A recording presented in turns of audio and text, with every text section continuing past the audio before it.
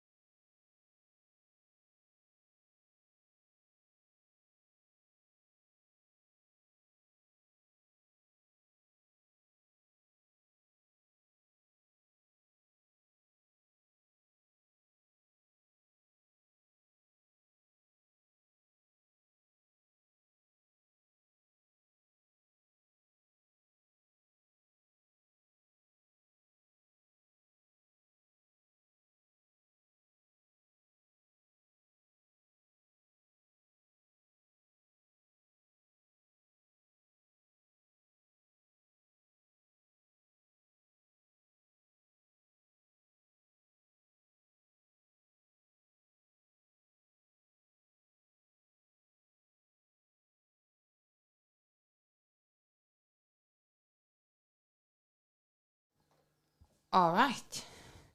Welcome back. Game 2 today. So Hippos won the toss again and chose to bat first. Doubleheader between Tallinn Hippos and Tallinn Rising Stars. First game of the day was won by Hippos by, what was it, 21 something? No. 10 or 15 in the end. Yes. A bit closer than expected, but It was a good game of cricket. Hippos picked up 4 wickets. Yeah, it was a batsman's day today. The Hippos batted their first innings, only losing the 1 wicket, and fell just short of 200. And Rising Stars were on track to chase it down until about the 16th over when some key wickets were taken. So really good game of cricket in the end, and a bit of a change up from the Hippos. We've got Stu and Owen opening the batting for this second game. Myself and Robbo sitting out, and I think we'll see some different faces here having a go, and some good Hippos squad depth means definitely still going for the win here. So let's see what Stu can do. Back in form at the moment, Stu. So Hips okay? Stu's hip. I think so. Yeah, he was swinging them pretty well on Friday night. So. All right, and the first ball of the game goes for a wide. So the hour of lunch didn't do any good. You can probably expect a couple of loose deliveries. I'm not sure what this fella's name is. He's an import from Finland, and the 999. Yeah. Yeah. 1 second, I'll get his score. Bowled quite well in the first game. And that's a great shot from Stu. But picked up by the fielder. Down to deep point. New one, the 999 is Human. Sure. We'll go with that. Bowls with good pace, actually. And, he was probably one of the tighter of the Rising Stars bowlers in the first game. I think Stu will enjoy the pace, actually. He's an Aussie, and Aussies enjoy pace on the bat. Okay, seems like the scorers are struggling with the tablet. So... Oh, that's a handy shot from Owen, actually. I'm not sure if it was... There's a fielder right here in front of the hut. Number 17 picking it up. Boys just taking 1 run from there. And I believe that's now 2 runs, 3 runs? What do you got? 3 from the first... it should be 4, actually, with the wide. So, nice little shot there from Owen. That's one of the handy parts about facing a bowler with a bit more pace that comes off the bat a bit more, so you don't really have to swing too hard, and you can get good value for shots. And the ground's pretty quick at the moment too. Ooh, great cut. in between fielders, goes for 4. Yes, well done, Stu. Not sure that one came out of the middle, but hit it well enough to get over the infield. Almost to the rugby field. Oh, he's hit it well enough then. But with a power play on, there should only be 2 fielders out of the circle, so plenty of opportunities to hit over the infield.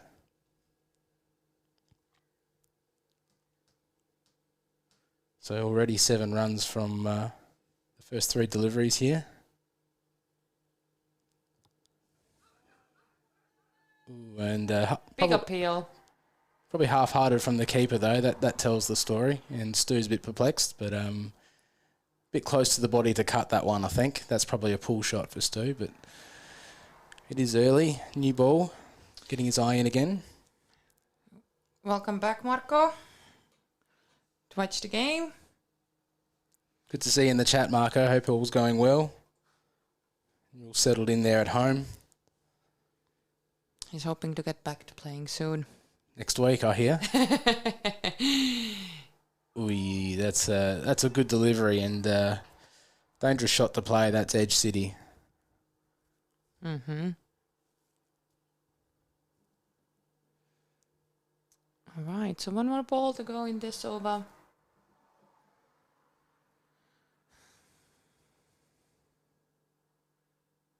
Tell you what, it's a beautiful day today. Yes. So good out there. Not too much breeze either. Definitely. For a second, it did pick up. Oh, that's a good ball. Yes, but there's a fielder here. Let's see. Who's number 17? And number 17, why can't I find him on my... Well, it's from the first match, so it might be bringing in somebody else. Let's see if we can see out the window here. But BAT starts with that. Not sure. Either way, well fielded. And end of the first over, Hippos none for 8 or 8 for none over here. Solid start. I think having just fallen short of reaching the 200 mark in the first game, Stu will be hoping to get to 200 this game. I think 180 would be par. Rising Stars have got some big hitters in their team, and when they get going, anything's possible.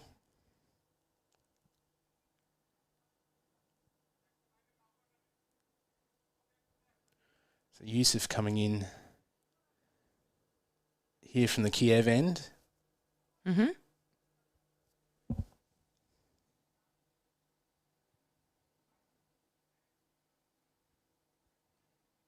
Yeah, and bowled fairly well in the first game. A few loose deliveries that Robbo got onto, but...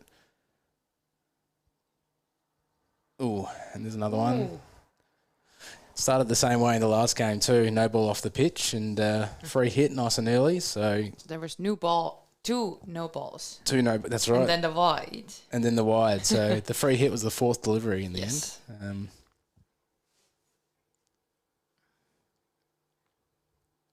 So let's see what Stu will do here. I think he'll walk across his stumps and try to flick it over square leg. Let's see. Oy. Oh. Okay. So on Friday we had Sportsbet birthday happening, and you participated in their company's match as well. I was coaching one of the teams. You were coaching one of the teams, and that team won. That was Learn Crypto. Yeah, they did very well. The 4 teams played on the day, and all generally sort of beginner cricketers wanting to play for the first time. It was a great event. Everyone got to play cricket, and everyone really enjoyed it. And my team were very, very dedicated to going to every single training, and it paid off in the end. So, a really great event, and for us and Stu, who organised it, it's very pleasing to watch newcomers enjoy the game. Ooh, another bad one. Is he okay? It'll just be a bruise. He'll rub that. But I think he'll be very dirty with himself, Stu. Those 2 should have gone over the fence, and... I think what Yusuf's done here is just he's plopped it a bit short to the point where it's just stopped. That tennis ball bounce they talk about, and you just have to sit there and wait for it, and Stu's getting through the shot a little bit quickly. So, all right. And he's got that one. Right one, but there's Straight to the Fielder fielder. manages to stop it, and boys get 1 run in. So, any of the Learn Crypto ones coming to join cricket now? I think we've had a few sign-ups already All right, for the Saramar Cricket Club, and I think it's about probably keeping on these new players and saying, hey, you know, there's these pathways here now. We've got the Super 8s, we've got training and all this sort of stuff. So there is a couple of Pietri, if I'm saying his name wrong, he's taking part of the Super 8s. It's a great way for them to start. Is he enjoying it? I haven't spoken to him since he started. Seems That's a good so. shot. He's... I think for me, it's really great to see these events have been happening for a couple of years now, and we've already got some women that have come through and playing in the national team. So Natalie. Yeah. Both of the Natalies. Yes, yeah. And one was in Bombay and one was in Learn Crypto. Learn Crypto, Yeah. that's right. Let's see what this ball brings us. A And wide. that'll be a wide. So yeah, pleasing that I guess the pathway to women's cricket and getting to the pinnacle in Estonia at the moment is shorter than the men's version, but it's great because, you know, they can start playing competitive cricket straight away. Exactly right. I got introduced to cricket in YOLO event as well. There you go. I used to work for them. Oh, I didn't know that. There you go. You're part of the family. All right. Ooh, that goes high, but it might be a catch over here. Nope. Did you treat 73 Naid? Yeah, Naid. Try to get it with right-handed one-hand catch. He never got in position, unfortunately, and I think the general rule is you hit it high enough and you should be safe just based on the fact that it's a little bit swirly up there. So it's swirly. Yeah.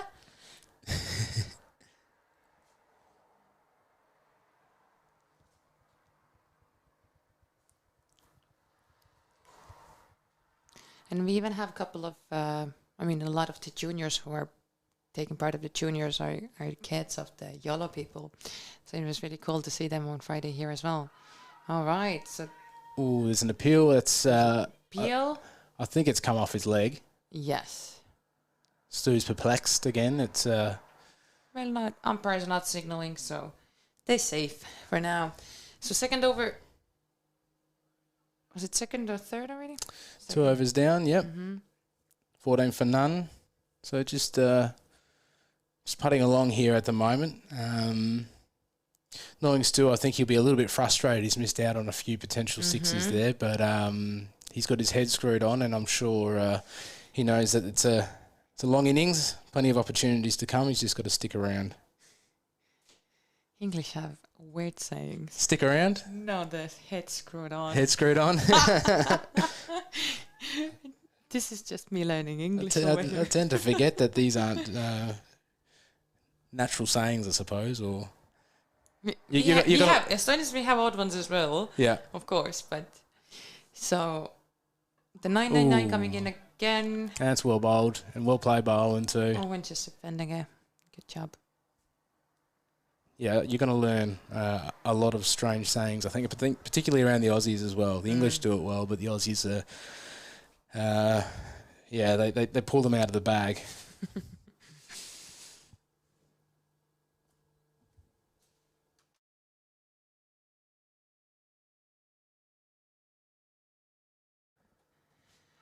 Oi, and there's an edge straight through the keeper's hands. Goes for 4! And 4 runs for Owen. Well, the scoreboard doesn't say how, so that's 4 runs for Owen either way. And look, it was good bowling, really. Really good areas. And at this stage, you've got to pretty much swing at everything. So the keeper will be disappointed to not take that one. I know I would.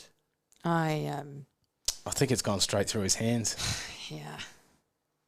And the thing is, our women's fielders, they're not as in for it. So they're usually like, it's too far from me. I won't run. So I'm the one running for those. A little bit hesitant. Okay. Yeah.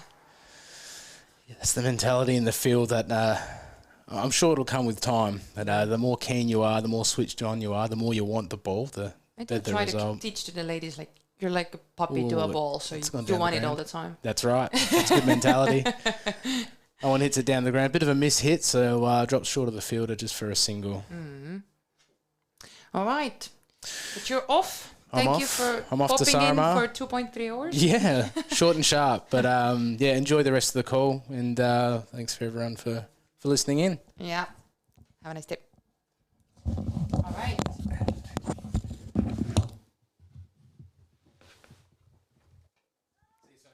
Bye. All right, and that one goes over the ropes now as well. So another 4 there.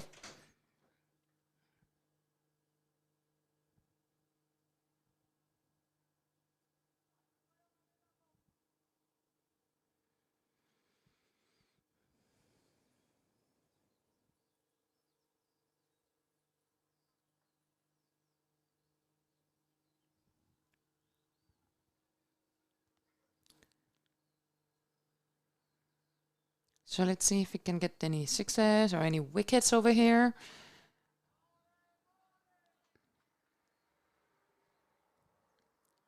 Give us some good cricket.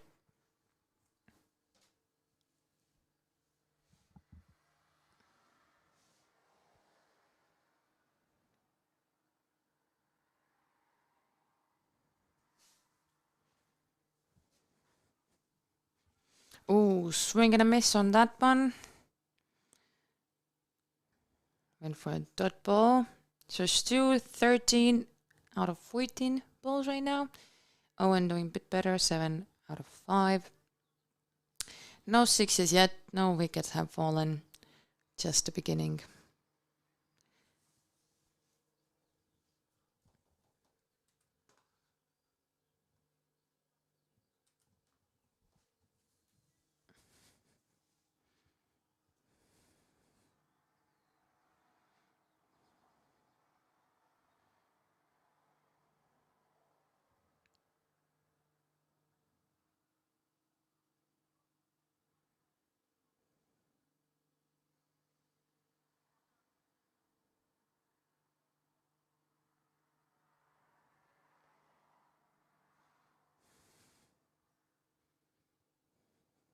So 7-7 bowling again, this time to Owen.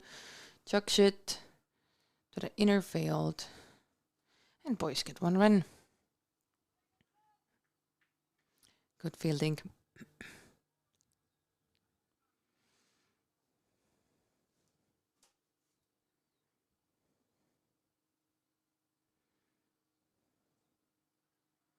Ooh, a no ball there. It did bounce off the pitch. So we get a free hit now. Let's see if the boys take advantage of that or not. And I see that young Henry is joining me.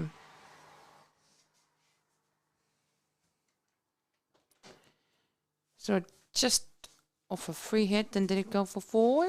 I believe it did. Good job.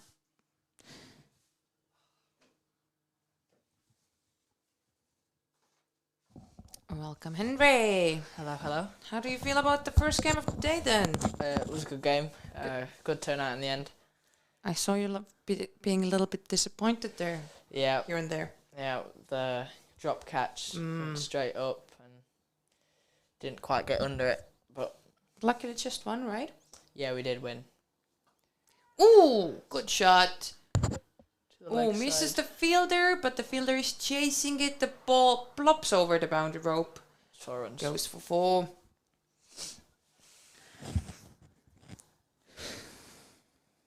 So what's your prediction for this game? Wanna get the 200? I hope so. It's a bit hard at the minute. It just started really. Bit tired, everybody? I'm not sure about that, but just quite hard to project the score at the start of the game. But 200 would be good.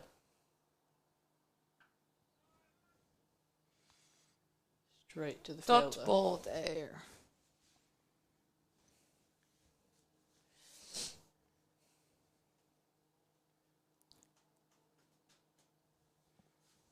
How do you feel about your wicket today? Yeah, it was a catch, I think. It was a good catch from Dave. Mm-hmm. And that's punched, and that's gone, I think. Yeah, Travis stopped that off the field. That's gone for 4. Good shot there from Stuart. Mm-hmm. So what is it that's the captain telling you whilst you're bowling? I saw Stu coming over to you quite a lot. So he's just saying, like, keep the line, the length, it's good, keep on doing the same thing, and don't overthink it, you know. Mm-hmm. So I think you bowled really very well. All right, so the boys going for 2 now? No, just picking up the 1.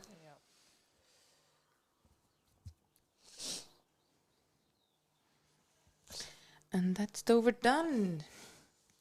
end of the 4th, 38 for no loss. Mm-hmm. 2 more overs in the power play.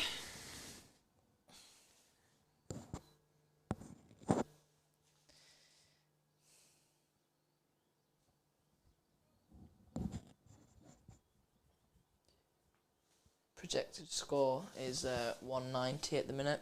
That's around good score, I'd say. 190 to 200.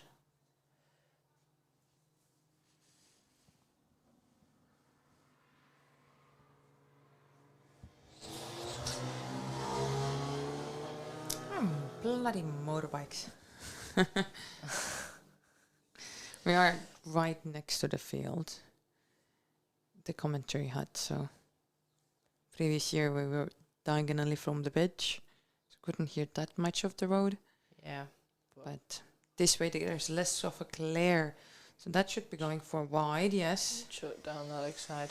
Great dive from the keeper though. Yeah, it was. Can you get the mic closer to your mouth? Yeah, so we can hear you guys. There we go. Yay! Oh, and we see Terry has joined us on the ground, so he might be coming in and doing some commentary, do you? Yep. Oh, that's a good ball, a Pushing Yorker. it.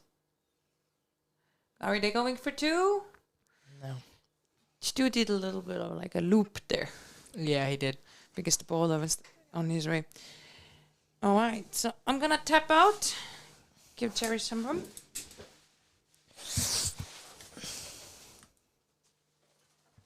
Have to. I'm only coming and dump some stuff. You don't want to come in? I can, but Yeah, come on. That's straight to a fielder and just the 1. I'll leave you the phone with the commentary. No pizzas, okay? I heard on Slack that if you leave your phone around, somebody searches over their pizza. I thought, okay.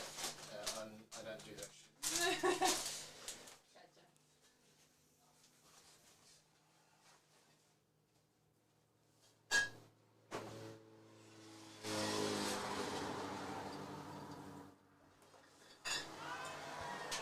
Big shout, but not out. That looks like it's injured him over there. He's had a few painful balls already this innings. 2 on the chest and then there on his leg.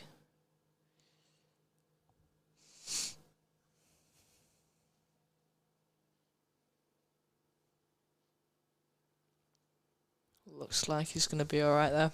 Going to carry on.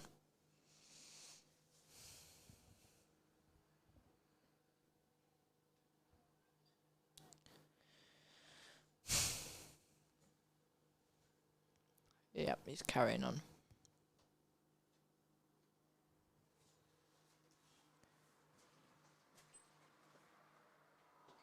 Straight to the fielder and that's 1 run.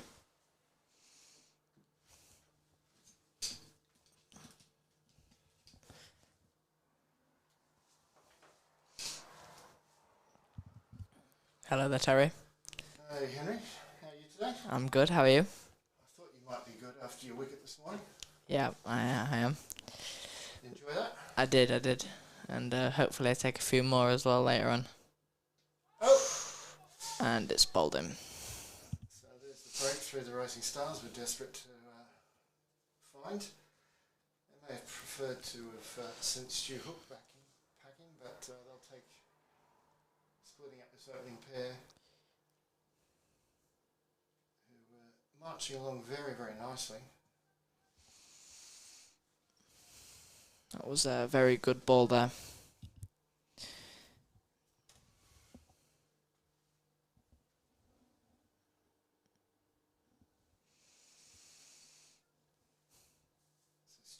Departs for 28. Sorry, I should talk about Stu. Owen has departed with the opening partnership of 42. Will make things sound better. Plug actually in properly. Let's do both of them. Yeah, there we go. Should be able to hear yourself much better now. That sounds a lot better already. So new batter is Richard Parkin. Not normally a top order batter, but says the Hippos doing a little bit of experimentation with the lineup this afternoon after the victory in the morning.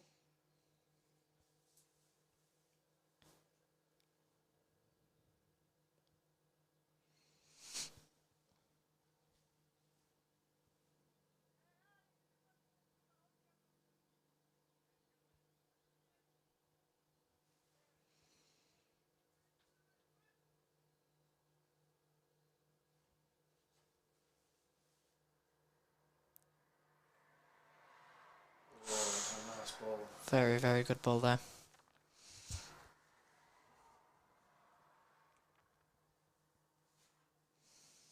Who with the breakthrough? 1 for 21 from 3. You'd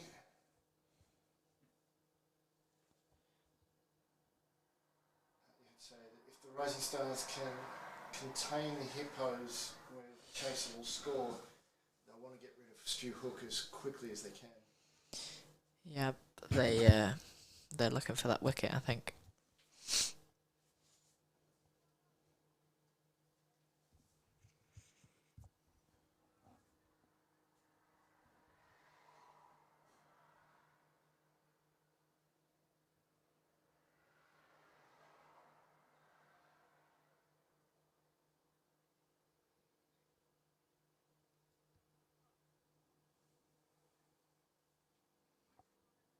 So Sheban's going to come on from the Kiev end. See if he's able to put any pressure on the bowler.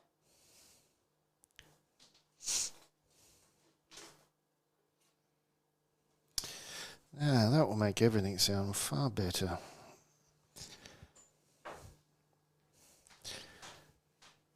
Knew there was something wrong. Finally found the right button. And that's a wide ball to start off. Not a great start. No, but as your father says, the traditional way of starting a spell in Australian cricket was a wide. Yeah. Just bringing the man who was at deep backward point up into the ring. Sorry, deep backward square. Just a single there, straight to the fielder.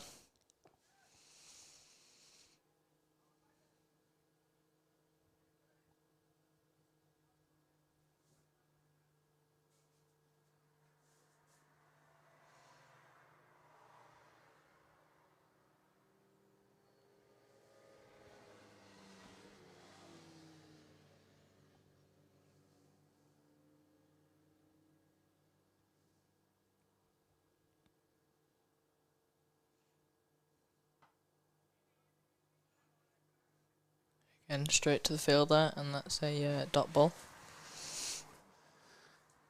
Richard Parkin trying to play himself in here. He gets a wild one down the leg side. See what the umpire's going to call it. He seems to be giving it his runs. Suggesting Richard got something onto it.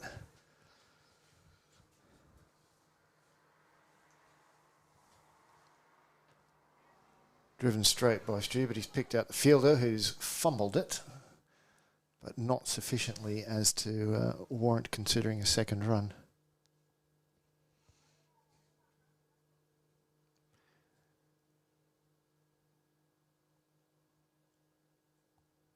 Shove it into Richard. A little bit of excitement for nothing. So where are you in the batting order for the Hippos in this match, Henry? I'm in 10. I was in last game 10 as well. Gets this one round the corner. There's a fielder who should cut it off. He does. But this misfield will allow them to come back for a second. Some good running there from Richard. Is your dad playing in this match? Yep, he is. I think he's in at 8 or 7 or something like that. 7? Surely he should be below you. That doesn't seem right. Well, I need a lot more practice in the nets before I come into a game, I think, with my batting.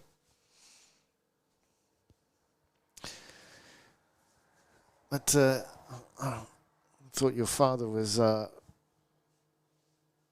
rustier than a hinge on a trailer that's been left in a paddock for 50 years. He is, but I'm really not very good with my batting at the minute. I need as much practice as I can get. You know, the first thing you have to do to fix your batting, stop telling yourself you're not good. Well, yeah, that might help, to be fair.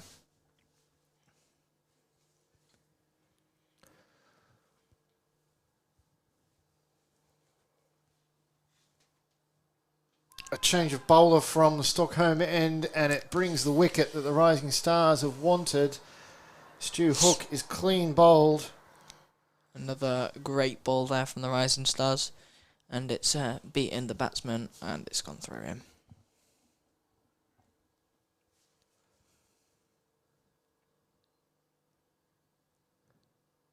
So that really changes the dynamics of this match. Both openers back in the shed. Yep. Not very good. Tim Heath will be the new batter.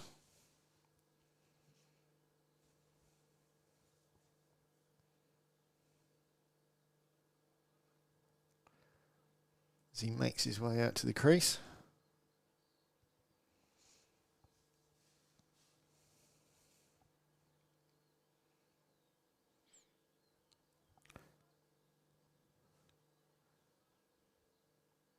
So the bowling change of bringing Shoaib on from the Stockholm end has really come up trumps for the Rising Stars. We haven't seen too many big innings from Tim this season so far. He did rack up his 2000th run in T20 domestic leagues in Estonia just the other week. That's a hell of a milestone. It is.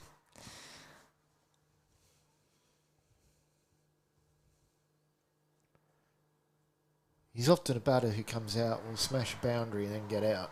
He doesn't waste his time. He doesn't soak up deliveries. But if he does get going and he does get set, very dangerous.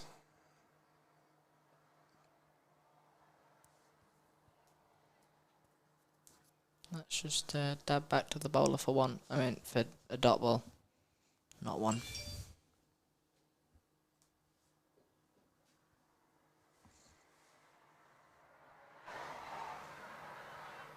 Richard wants a run. Tim sends him back as it's straight to the fielder.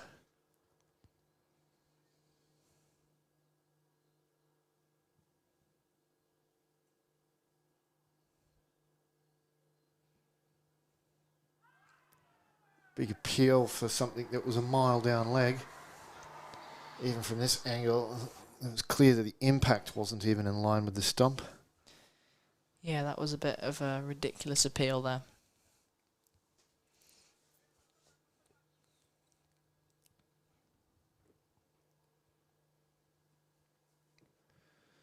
Lots of adjustments as the left-hander comes back on strike.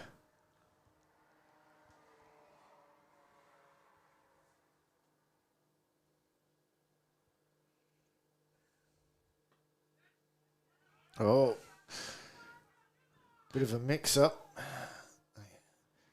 They kind of had a choice of ends to throw out there, the Rising Stars, and I think in the end, that decision-making is what's allowed Richard Parkin to get back in.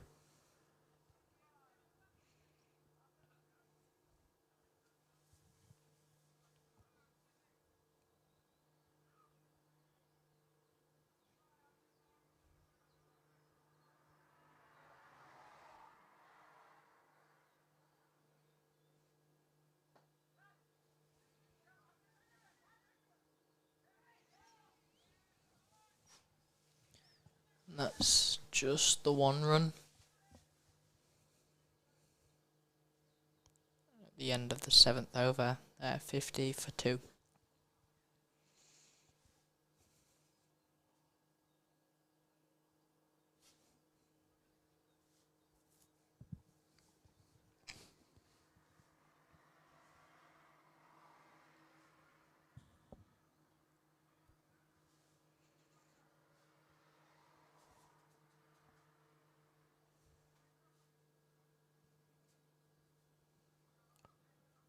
Shebin to continue from the Kiev end.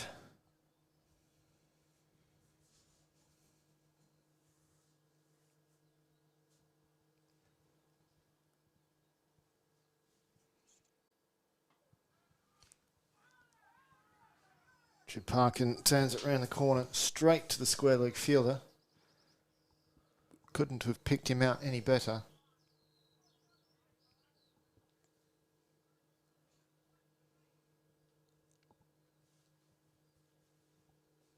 Short, pulled away. It's going to get cut off. They'll just get the one run. Just drop short there.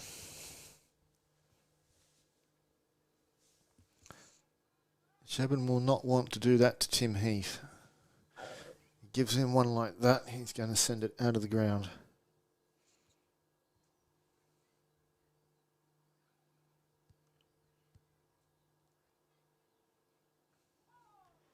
He tries to drive this one straight back over the bowler's head, but just gets an inside edge, picking up the one run. So when you're batting, Henry, do you prefer the ball to come onto you, as in faster deliveries, faster bowling, or you like playing against spin? Well, they're both very hard for me at the minute, but I'd rather probably have spin, I'd say. I need to work on the faster balls. Full, pushed away. Let's pick up the one. So considering the fact that the Rising Stars are actually in quite a good position here, taking the 2 wickets, keeping the run rate under 7. They're quite quiet in the field. This one just gets stopped a couple of metres in from the boundary. Good stop there from the fielder. And they come back for 2.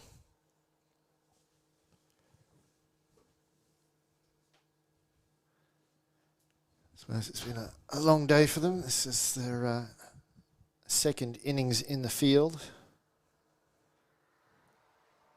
Tim's eyes light up at that full toss. And that's gone for 4. He saw that like a soccer ball and just gave it what it deserved. So I was saying before, they can't afford to bowl short. They also can't afford to bowl full tosses to Tim Heath, or they will punish him. So 59 for 2 at end of 8th over now. That 4 just propping the run rate up. So it goes over 7.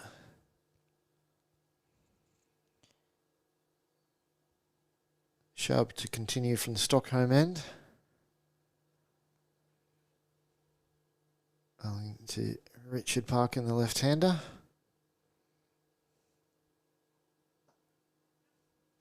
It's a good ball. Go straight to the fielder and they come back for 1. Richard Parkin will be amongst the Estonian men's national team squad that will be in Stockholm in just a few days, playing in the ECI T10 series on June 17 and 18 against Germany and Sweden. You'll be able to watch it live on ECN on their YouTube channel. We'll be sharing links across all the Estonian social media during the week. And that's caught straight to a fielder. And it's just 1 run. Nicely played shot, but there is the man out in the deep there for it. This fielding position's a lot better than the first game.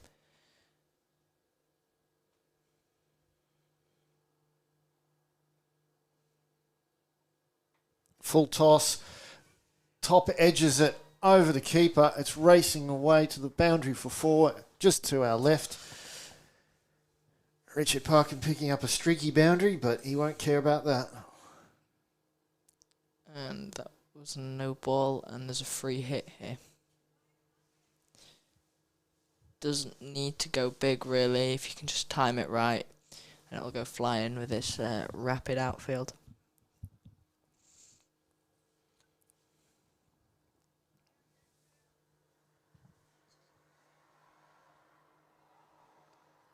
So what can Richard do off the free hit? Absolutely nothing. Good ball from Shoaib there. Be one by. I've seen a lot in Estonian cricket that when there's a free hit, the bowlers really step up and deliver a good ball, making it very difficult for batters, particularly batters who are in that mindset to just smash it out of the ground. Yeah. Another very good ball there. And that's no run.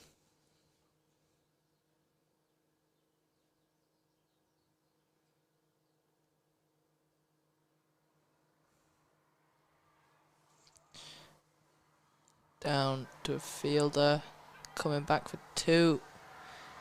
And that's 2 runs.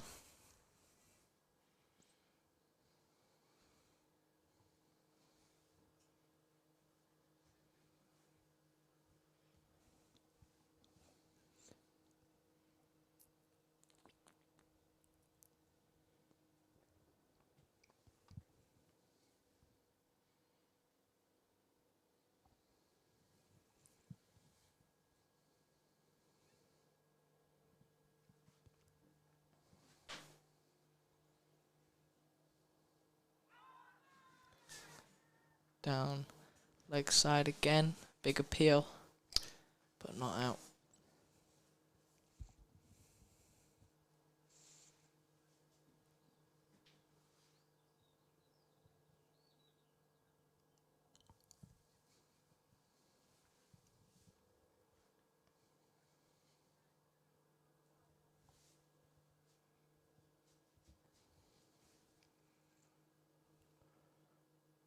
Jebin's going to continue from the Kiev end.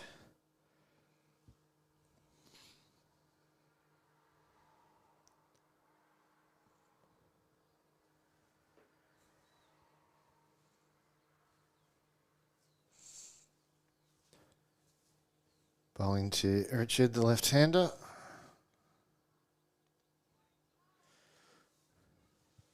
Richard has a little look at that one. Doesn't do anything about it. The projected score is 151. Bit low, I would say, at the minute. Yeah, of course, the Hippos are without 2 of their big run scorers. Mm-hmm. Full toss this time. Parko turns it around the corner. You'll get 4 for that. And that's also got what is deserved. Yeah, with both Dave and Ben missing out of the lineup. That's 2 of the guys who got half centuries in the match earlier today. Yeah, they did. Batted quite well. That just provides an opportunity for someone else to step up. Mm-hmm. And 2 of those with the best opportunity right now are out there, Richard and Tim. Shepton's definitely causing Richard some problems outside off stump. When he strays onto the legs, Richard's able to deal with it. And that's hit straight back to the bowler. And another dot ball.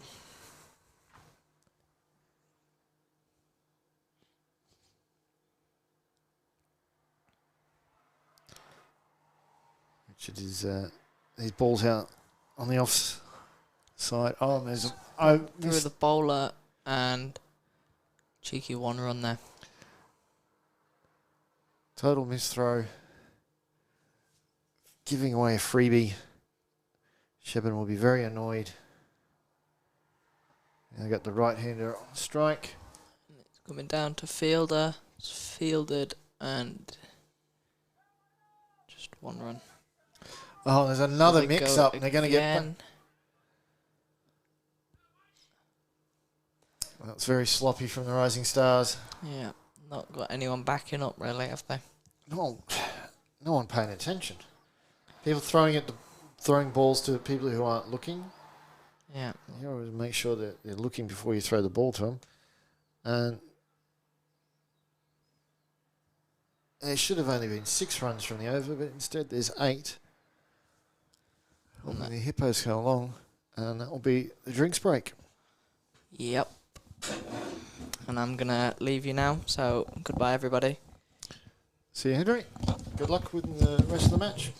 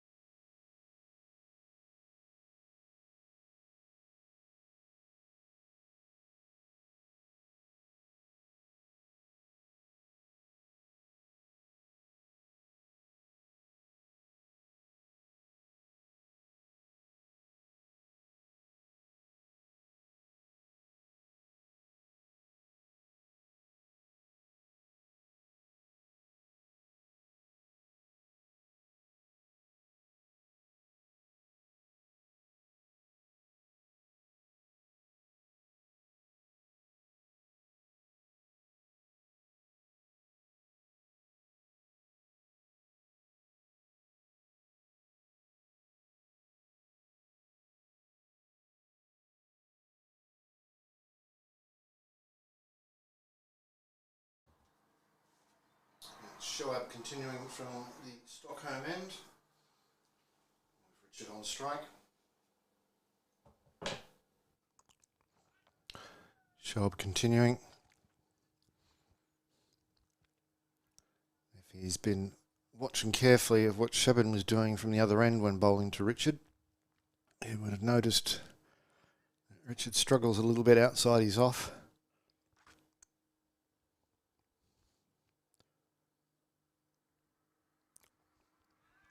Gets this one a little straight. Richard has a play at it, but he's not able to get it out past the short cover fielder.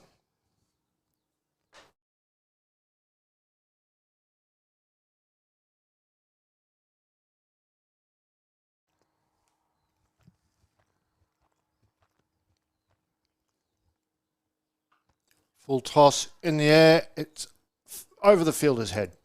He's completely misjudged it. Should have been a pretty easy catch.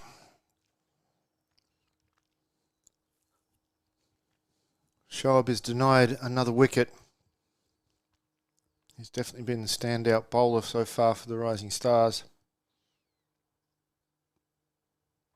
This time he's straight onto the legs, into the area where Richard likes it. So they just pick up the 1 run.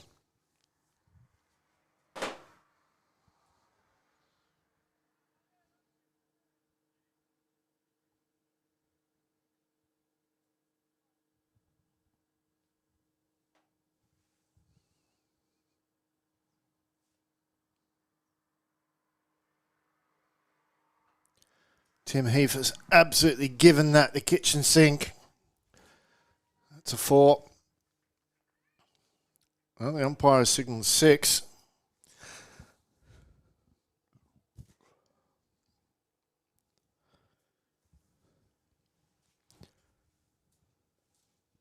Naked eye, it did look like it had just landed inside the rope, but I'm a long way away from where it landed, so I'm happy to be corrected.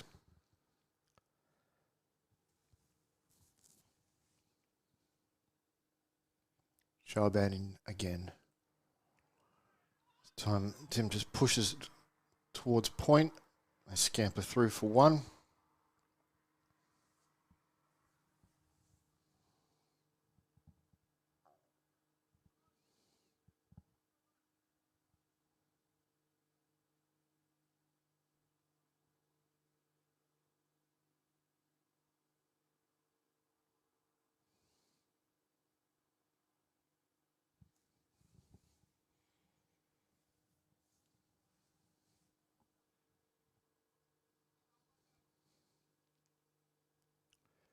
Two for 87 after 11.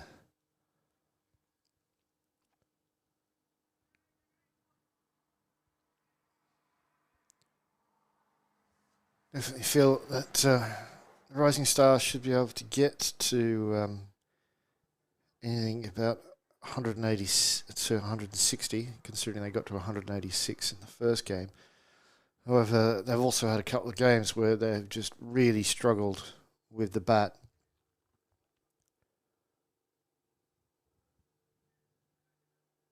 They do rely on 1 or 2 batters in particular. Most of their scores have been sub 140. Yusuf is the new bowler. Tim Heath just gently prods that one back past the bowler for a 1 run. It was a very interesting shot.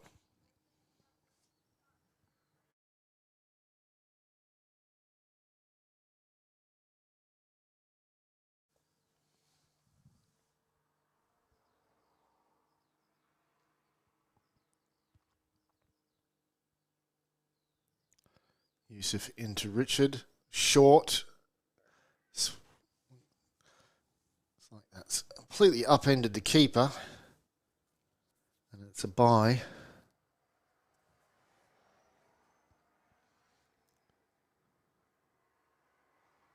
Richards struggles outside of off stump continue.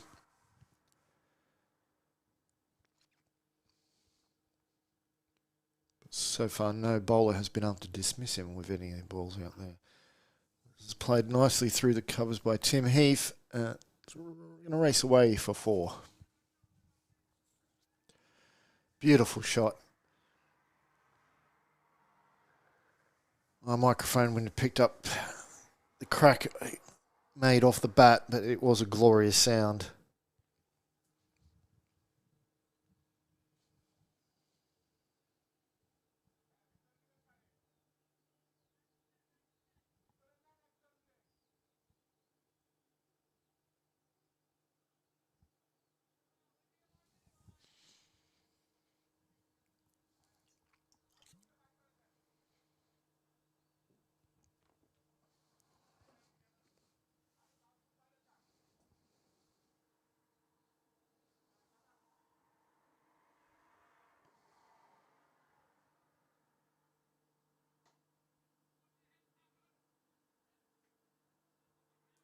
Yeah.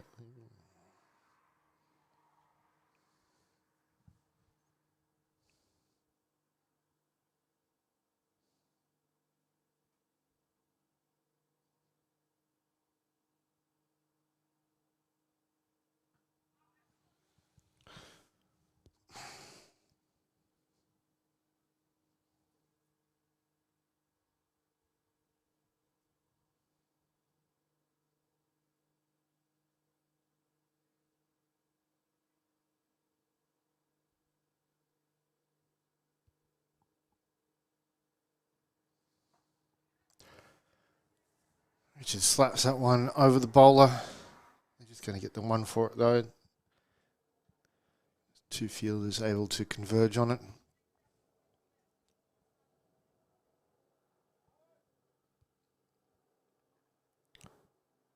See how Shoaib stands out with his bowling figures of 1 for 20.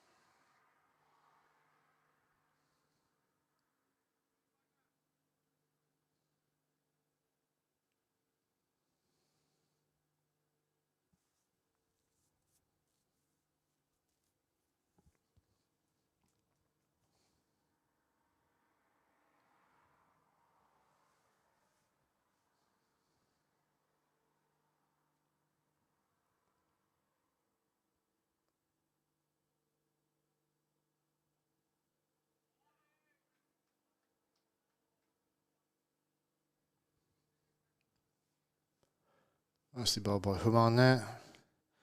So they decided to keep an over of Shoaib back. I feel like they probably should have bowled him out, break up this partnership. There's not much batting depth to the Hippos remaining. Especially not if Kevin Paddington's coming in at 7 or 8. Just guides this one for a single. That'd be the most convincing shot we've seen from Richard outside off so far today. He's much stronger off his legs.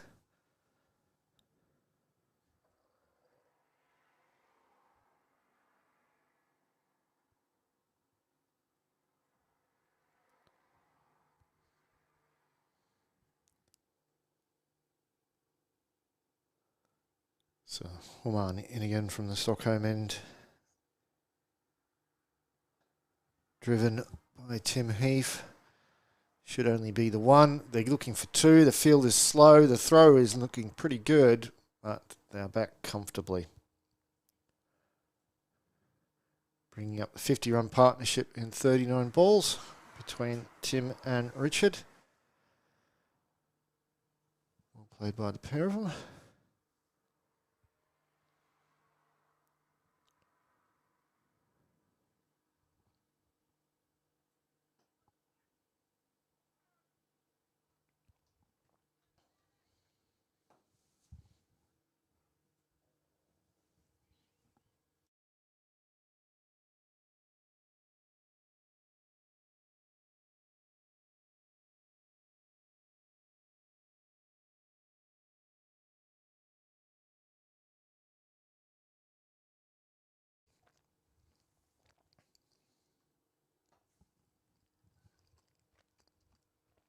Very straight from Tim Heath. Looking for 2 again here. Throw is very wide. So nice and safe.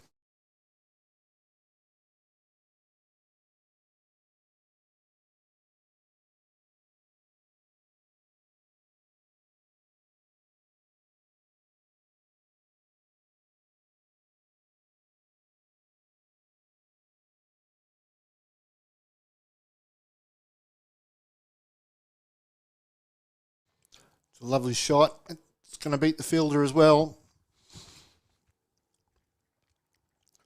Perfectly placed there by Tim Heath. Cut away. The fielder at deep backward point. Did everything he could to get to it, but he had no chance in the end.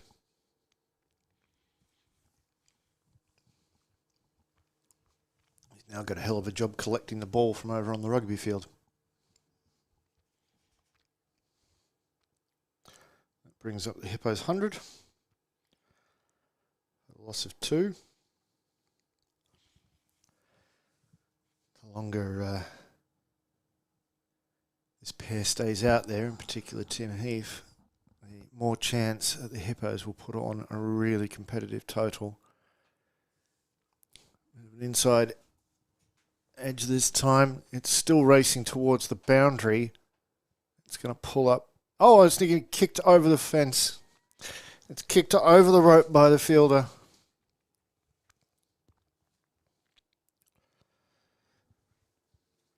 A little bit of assistance. The Rising Stars will wish had not been provided.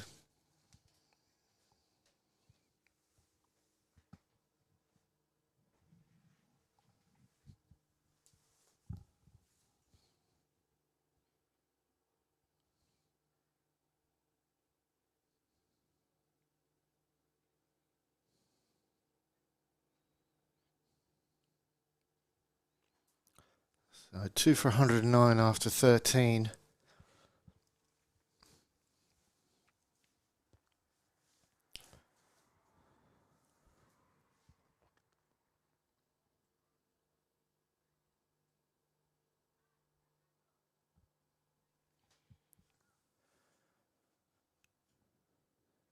Yep, they are. You're right, Al. They are looking at 160 plus. A lot rests on how many more overs these two can stay out there. Unless there's anyone else who's planning to come out for a cameo.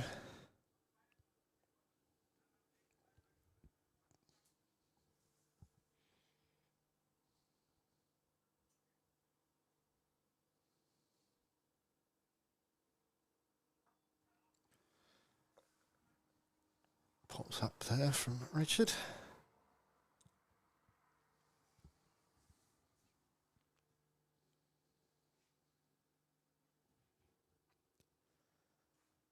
So Yusuf in once more.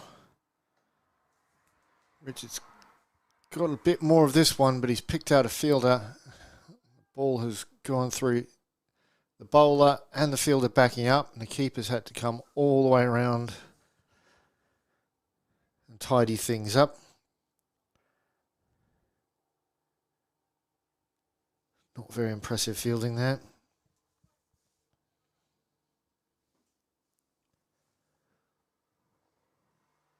Yusuf in once more. Tim Heath cuts this one away. It's racing down the hill. He'll easily get 2.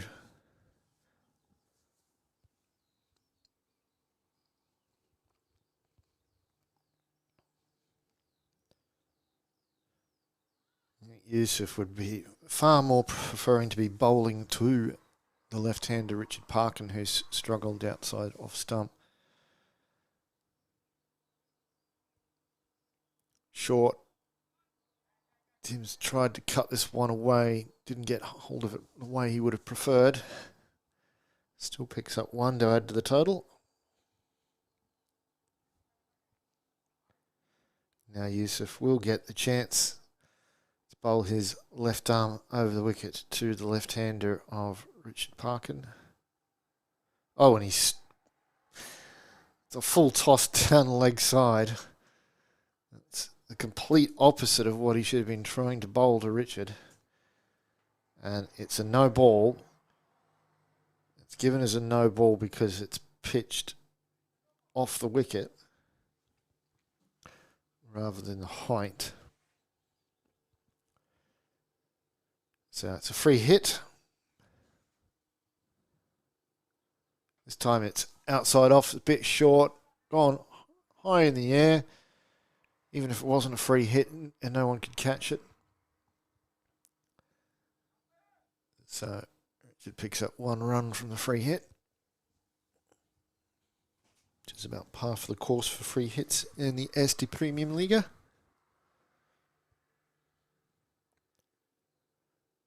Oh, it's like there's a bit of a slower one there. It was short. Tim Heath's eyes lit up. He had dreams of dispatching that on the full into the sportsbet.io shipping container. Instead, it went through to the keeper for a dot. 2 for 115 with 14 overs in the bag. Predicted score still hovering just over 160. As the Rising Stars try to work out who's going to bowl the next over, no one seems sure. There's a few hats being passed around.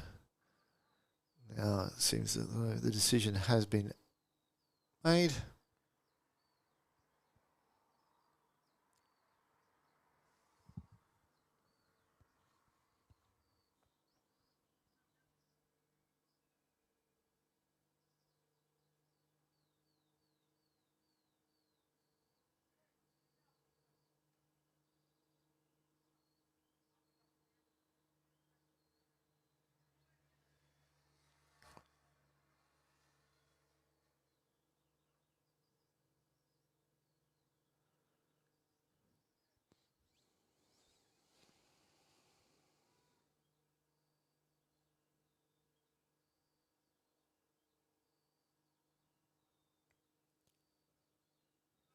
Down the leg side, Tambia starts off with the traditional Estonian wide.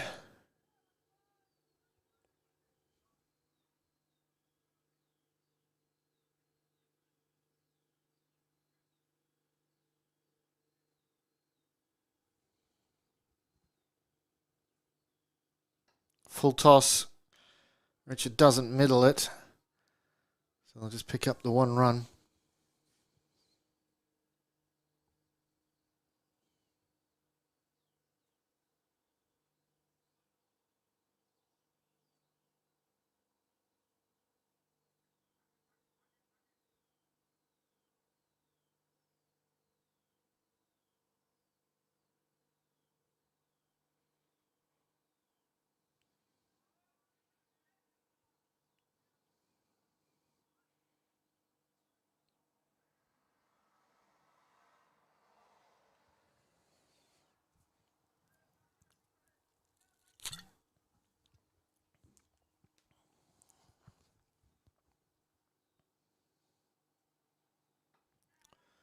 Nice shot from Tim.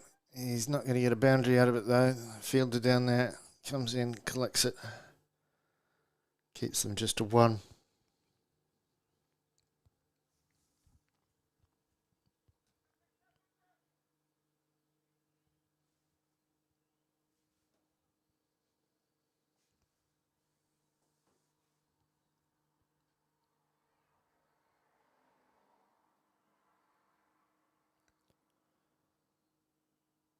Richard departs. Tambir picking up the wicket. It's the breakthrough the Rising Stars needed. These two had been really building a big partnership. They're finally able to send one of them packing, and it's Parko who is gone after a very good innings, playing a bit of a support role to Tim Heath. But he's helped move his side score along.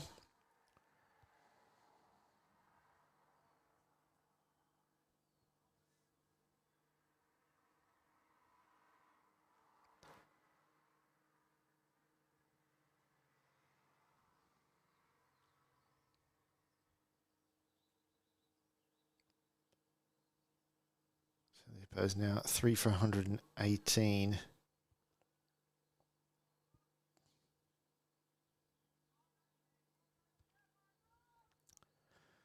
The batter is Remo.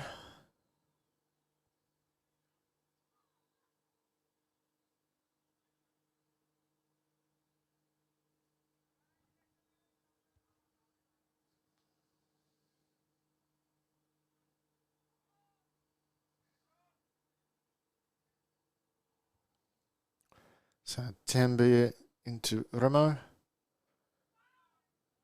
Blocks that one out.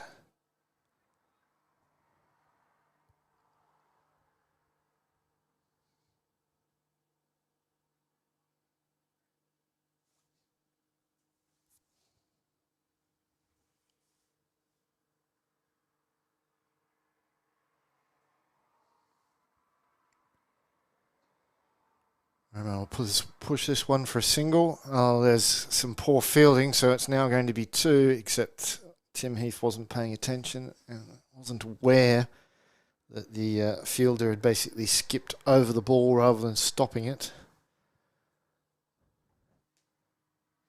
Which means that Remo will keep strike for the next over. Really would have been in the Hippos' interests for them to pick up that second run on for the last ball.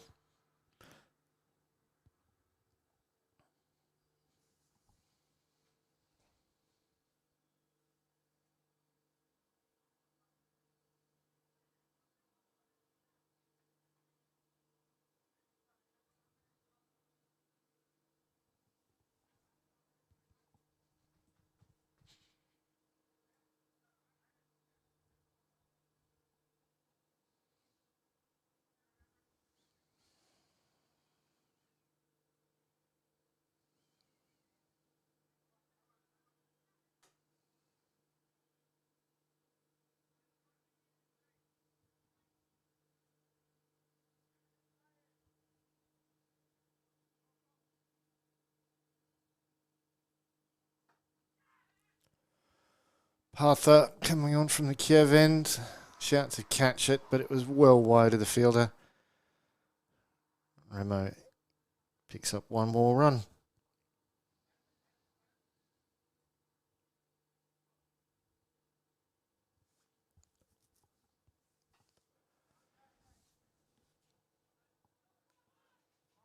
Straight to the fielder, who's doing a very poor effort. He's just stood there watching the ball roll towards him. And the batters realise that he's not attacking the ball at all. They decide to go for the second. And then he fumbles it just to make it even safer for them. This one's outside off, cut away by Tim Heath. Backward a point. They should just get the one this time. The fielder takes things a little more seriously, ensuring not to give away a freebie.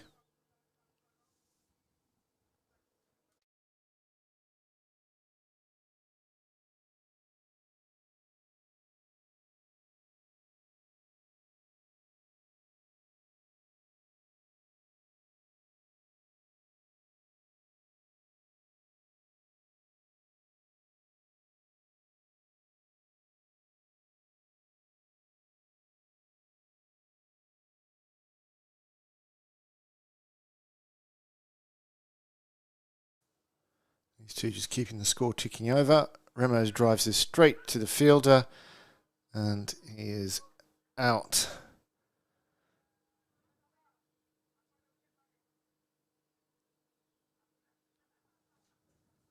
Just popped it up. Navid accepted it. He didn't. All he had to do was crouch a little bit to take the catch. No foot movement at all. Partha picks up a wicket. Rising Stars continue to just peg back the Hippos, preventing them from getting any really big score. There's one Estonian is replaced by another. Colour is the new batter.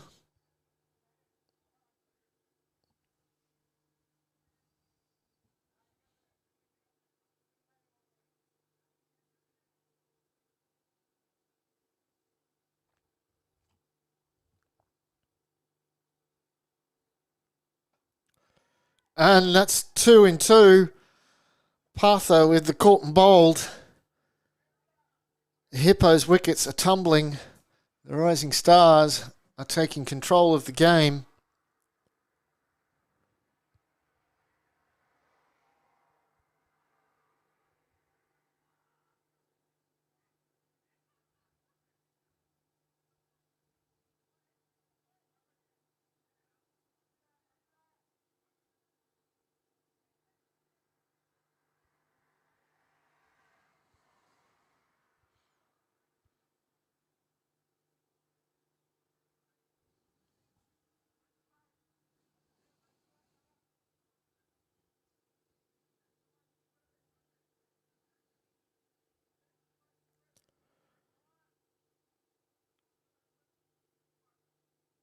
New batter for the Hippos will be Dominic.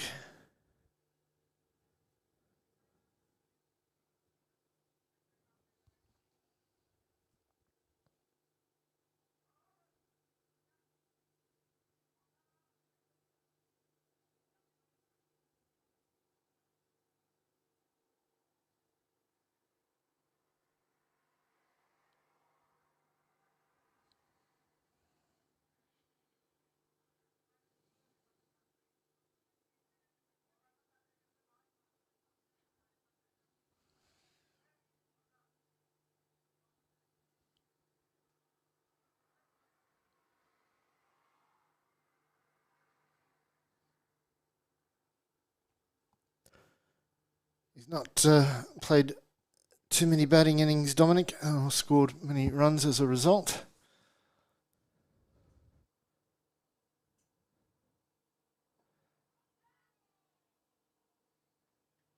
Tim Heath just picks up the 1 run here.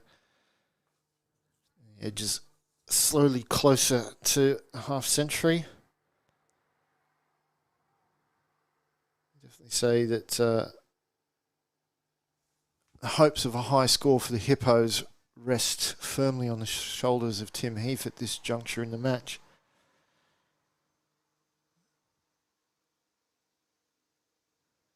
Dominic has a swing and a miss outside of off stump.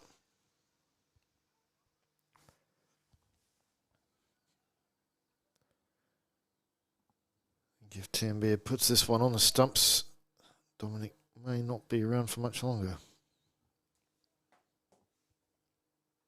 This one is again outside off, and again it's a swing and a miss.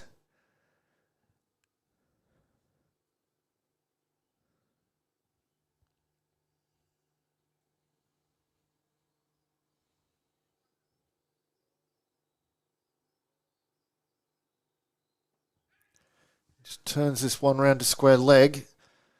Field is very deep there.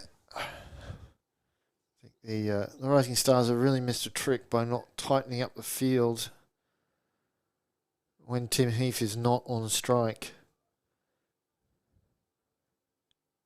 Give Tim Heath the singles, but don't give his partner the singles. Don't let him get back on strike and smash boundaries. He's driven this one very straight. Fielder coming around, bit of a fumble.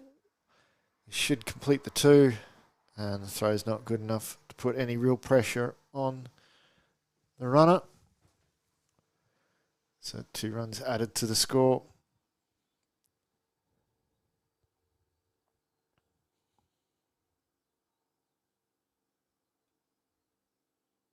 Full toss.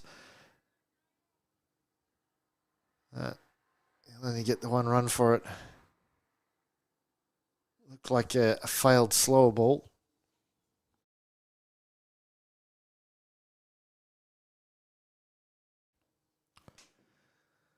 So the Hippos 5 for 130 with 17 overs completed.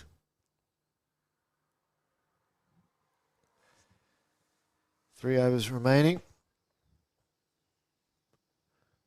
Anwar Islam in the chat praising the Rising Stars. Yeah, they're doing very well here. They weren't able to chase down 198 this morning, only falling 12 runs short. They're going to have a much smaller total to chase down this afternoon.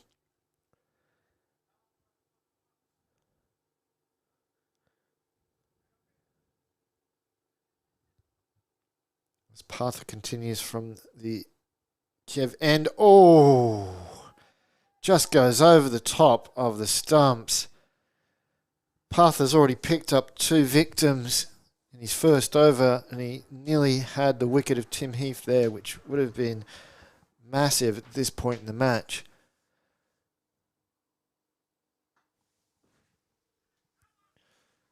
Drives this one straight to the fielder. He can't handle the heat, and they get the 1 run.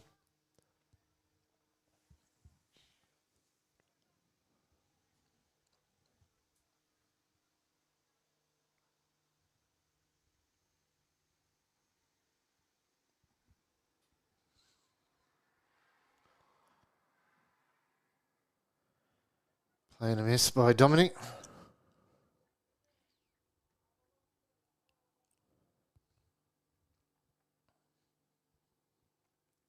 Arthur comes in again. A little straighter. Fended away.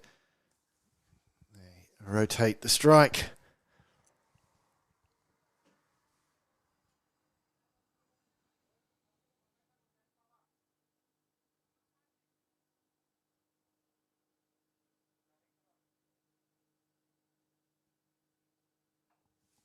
Tim Heath cuts this one. There's a player out in the deep protecting the boundary. And he does his job. 2 more runs.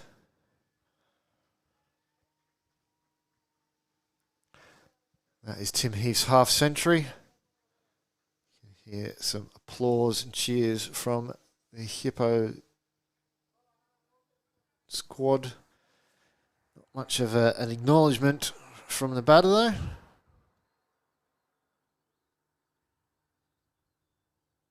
He's just focused on the job at hand. Swing and a miss.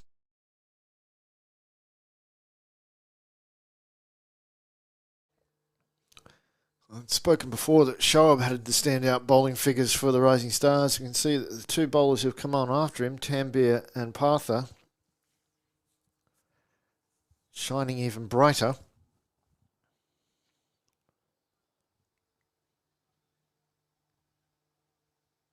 Partha was 2 for 10 from his 2 overs.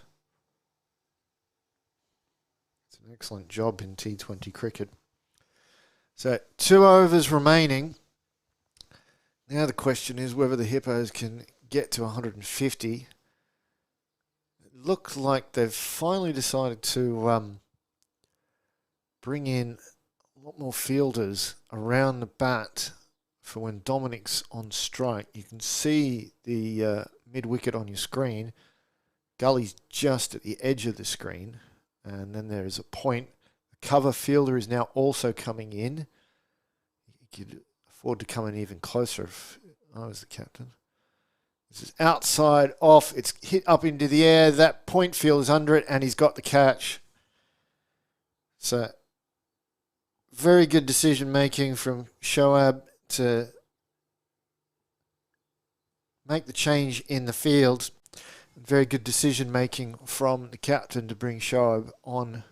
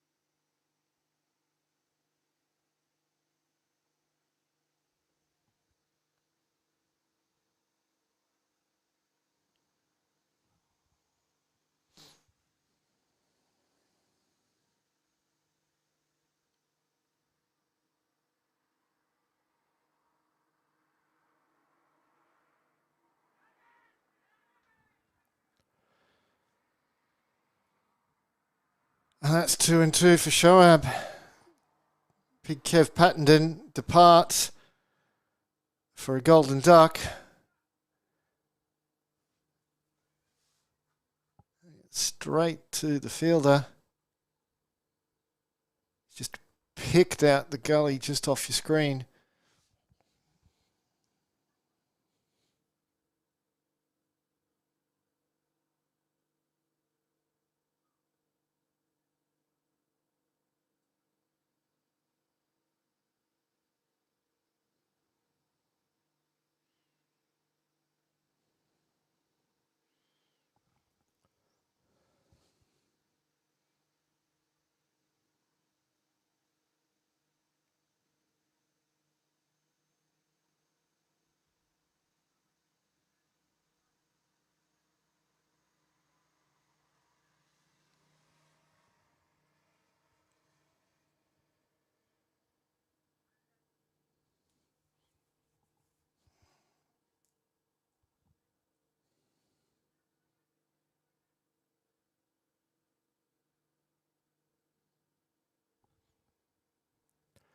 So Rudesh is the new batter. Shoaib on a hat-trick. Shoaib not getting the hat-trick as Rudesh just blocks it out.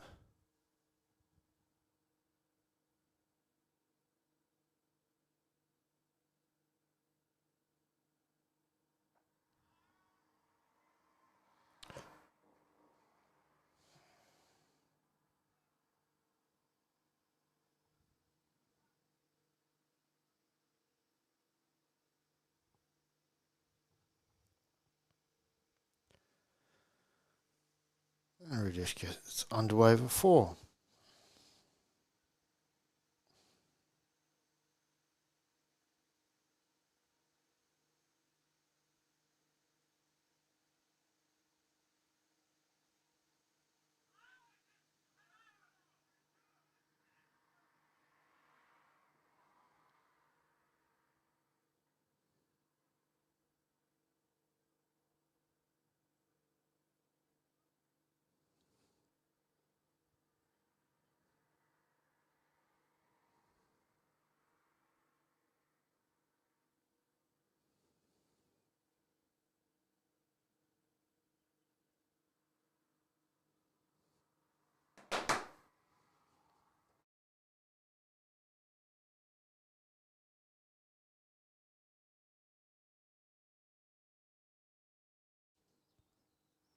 Rudy picking up 2 more runs there.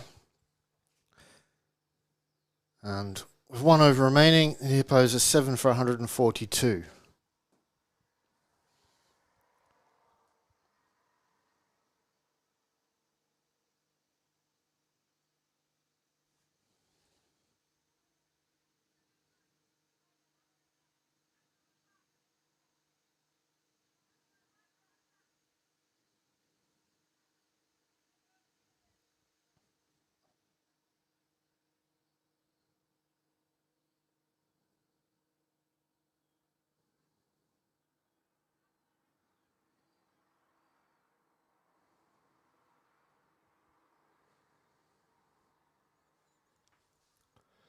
Final over.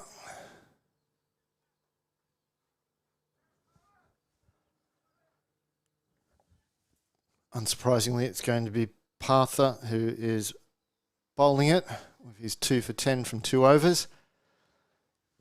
Tim Heath on strike for the Hippos, 51 not out, looking to get his side as many runs as possible. This one away, fielder's coming around, he's not good enough to get there. That's 4 runs. Fielder's really running the wrong arc to have any chance.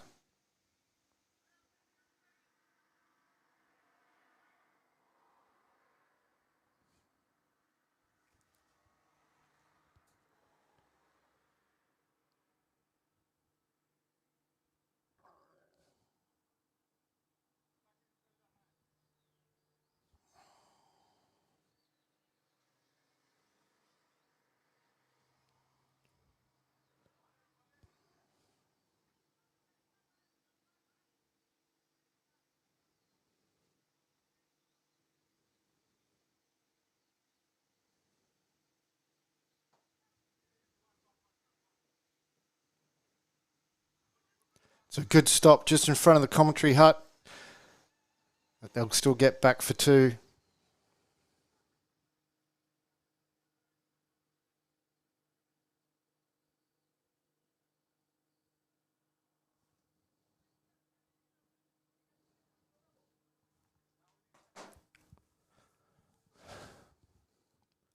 Short cut away by Tim Heath. They're coming back for 2. The throw is not good enough to put any pressure under the batters. So that brings up the 150 for the Hippos.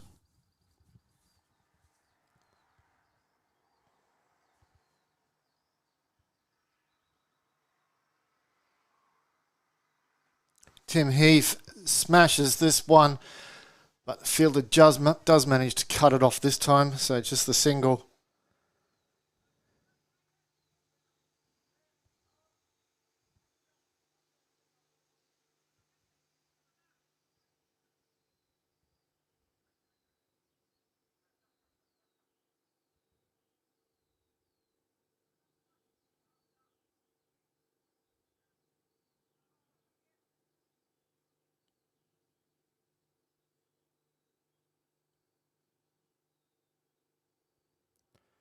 Short and wide.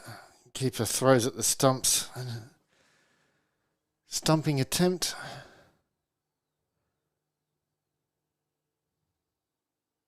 Another one that is short and wide.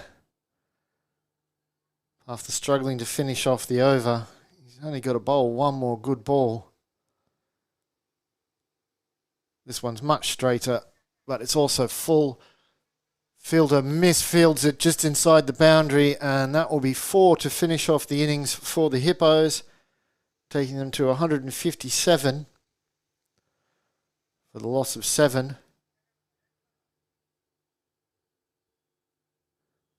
Definitely feel like it's a little short, but as I said, while the Rising Stars this morning put on a good chase and just fell short, most of the season they've struggled to get over 140. We'll see if the Hippos bowlers will be able to defend this, or if the Rising Stars will be able to chase it down in about 15 to 20 minutes.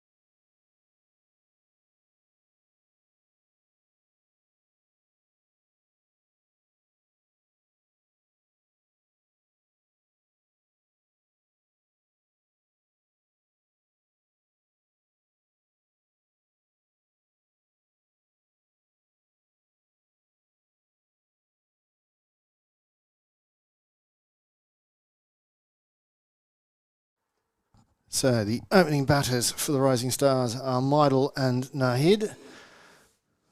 Both have shown some form so far this season. Opening the bowling from the Kiev end for the Hippos is Richard Parkin. We've got a change in umpire. And that is a wide to start things off in the very traditional Estonian way.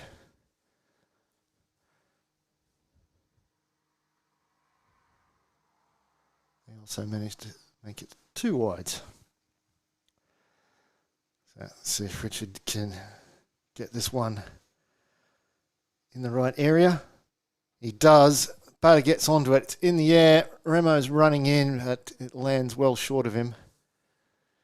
He's able to just keep them to the 1 run.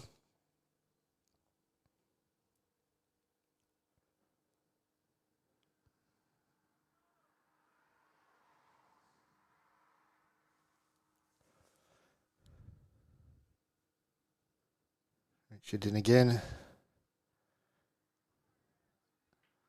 It's a good ball. Beats the batter outside off. Keeper takes it nicely. A lot resting on the shoulders of Meidel for Rising Stars. Gets this one to square leg. They're not able to score. Tim Heath is off the field. He's not feeling the best after his half century. Getting some shade. This one's straight and hit straight back to Richard. So the 12th man, Dave, is on in his stead, fielding in the short cover position.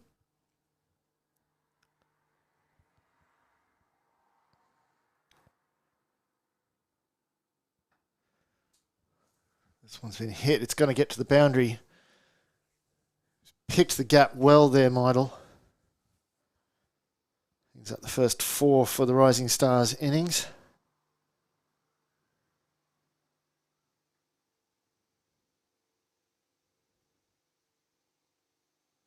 Richard seems to think he's acting as though it was the end of the over. But, it's not. There's still 1 more ball to go. He's forgotten that he bowled wide to start things off with. So he's still going to have to deliver 1 more, and he's now decided he's going to change.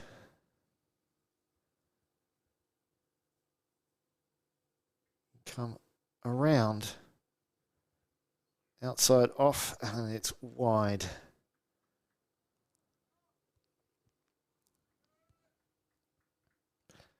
Seems like a slightly odd decision to come around the wicket, especially as you didn't even think he was going to be bowling.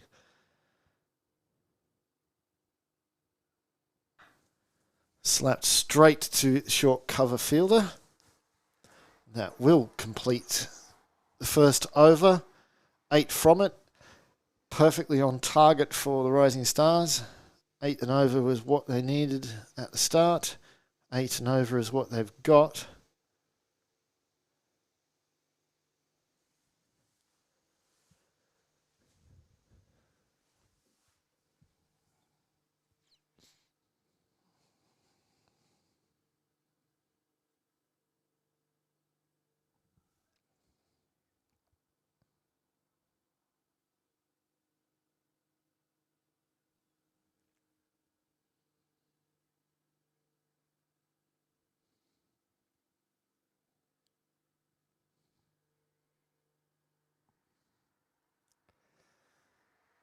So, starting off from the Stockholm end for the Hippos will be Colour.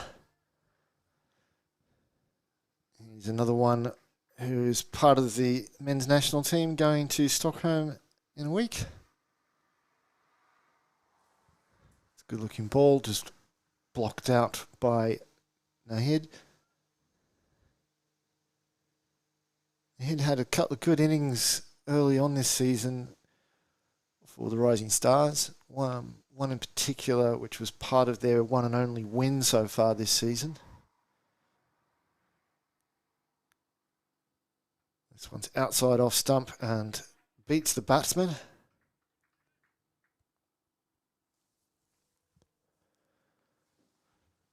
Hippos have got a couple of tight rings.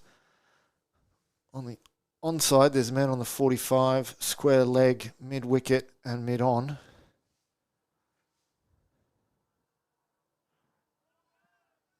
Half-hearted appeal, but it was clearly going down leg. Whereas on the offside, there's mid-off, short cover, extra cover, and a point. And the one fielder I haven't mentioned is on the onside at deep mid-wicket, the only one outside the ring. And this is hit over the head of Simoon at mid-wicket. The deep mid-wicket fielder was able to clean it up. And then Nahid is indicating towards his bench that he wants a new bat. He wasn't raising it in celebration of the single. The umpire's indicating, yep, he will allow a bat exchange. Had a look at it.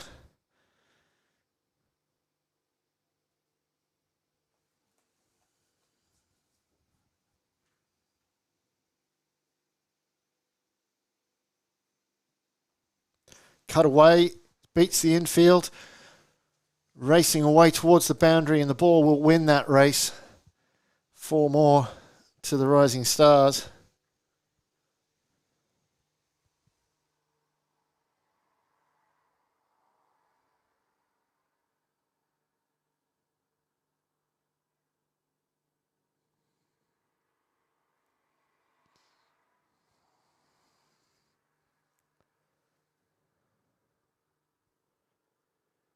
Colour coming in once more to Meidel.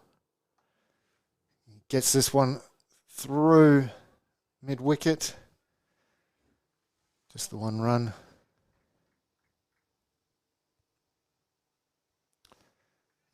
The hit goes off to get himself a new bat. So 2 overs down, 14 runs for the Rising Stars.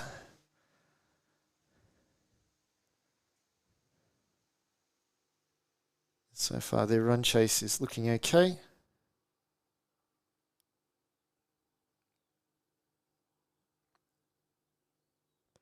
See how Nahid does with his new bat.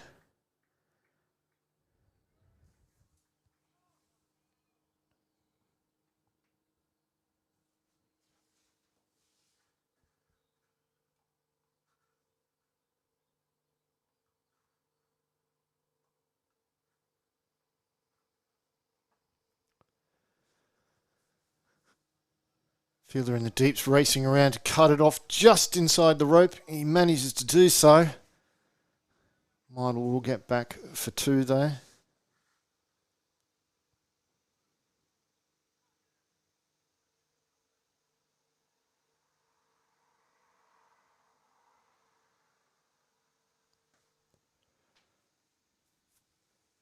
Richard comes in again.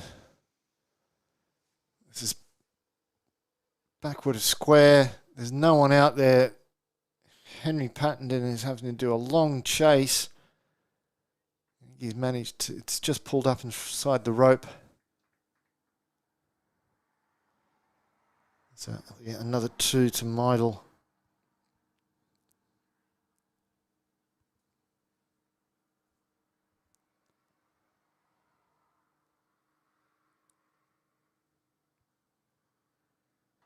This one's in the air. There's a fielder coming around. He's not able to get underneath it. Meidel wants to, but Nahid sends him back. He did so because the fielder had gotten to it, but the throw was rather average from Owen. So the 2 might have actually been on.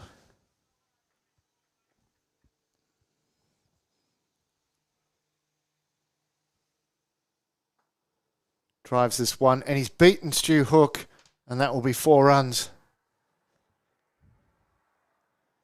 Shooting it slightly wide.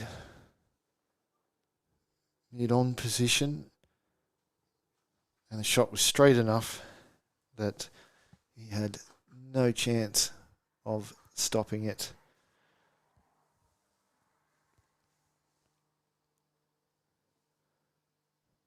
So a good start for the Rising Stars continues.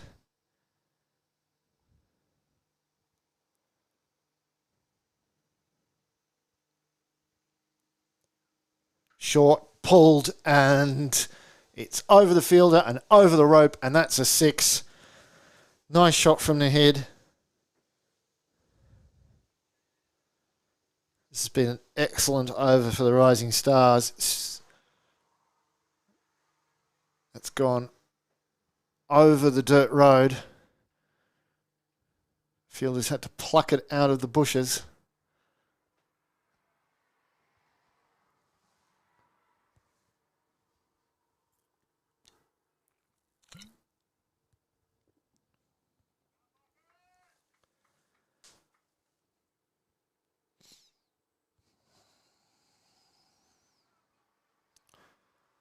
Richard is deciding to come round the wicket now.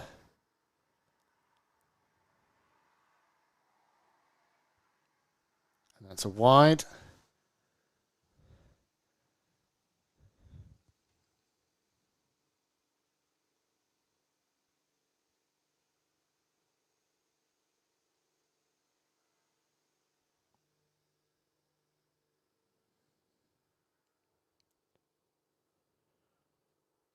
Better ball.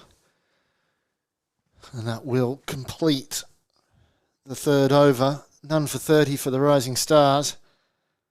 Excellent over for them. 14 coming from it. It's their run rate up to 10 and over. Puts a dent in the run rate required.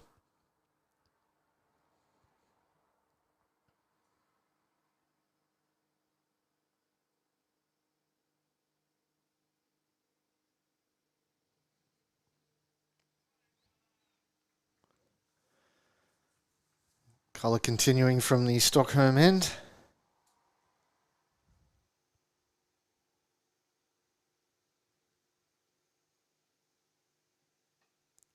Driven into the waiting extra cover.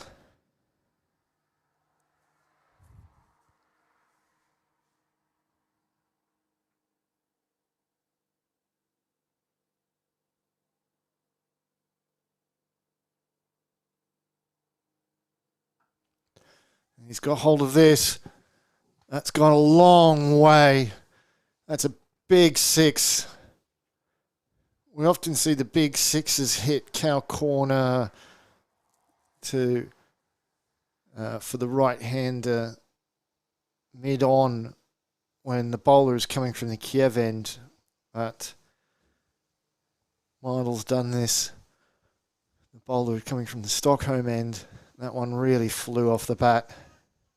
Lovely shot.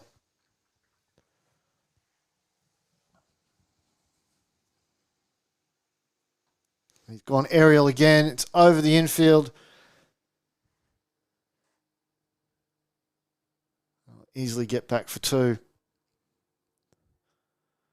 Meidl's looking in good form for the Rising Stars here. I'd have to say that the target set by the Hippos is not looking too much of a challenge for the Rising Stars currently. Once more, Meidl's taking advantage of the power play, picks up another 4 with that lovely lofted cover drive.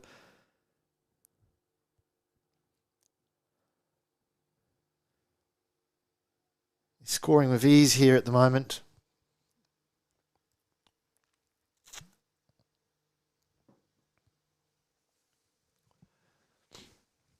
The Hippos have any chance of defending this total, they're going to have to get rid of Meidl and have to do it soon. Otherwise, he's going to absolutely punish them.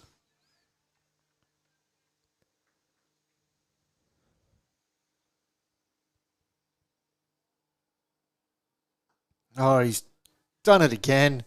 Little straighter compared to the previous one. But it gets the same result. 4 more for Midle and 4 more for the Rising Stars.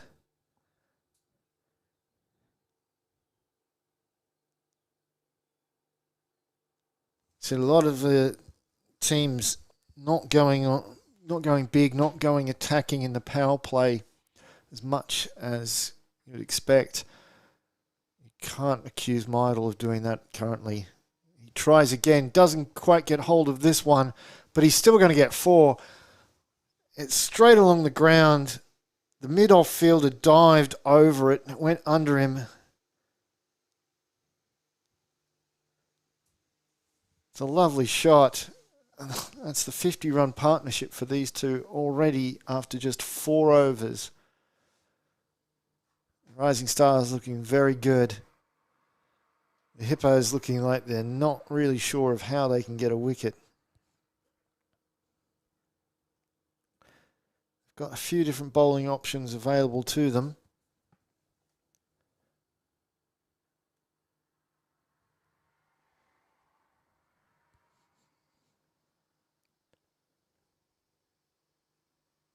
But looks like they're going to continue with Richard from the Kiev end. Captain Stu Hook is just telling him, like, this is the line I want you to bowl, and this is the field I'll set for that.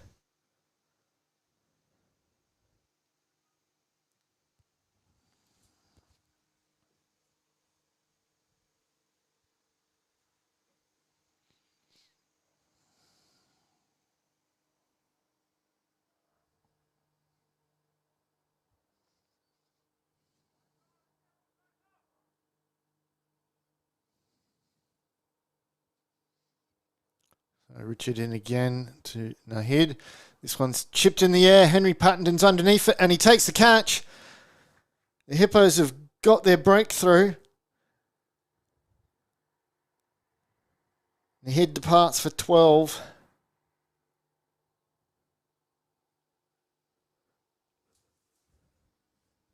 So, Hippos are happy with that.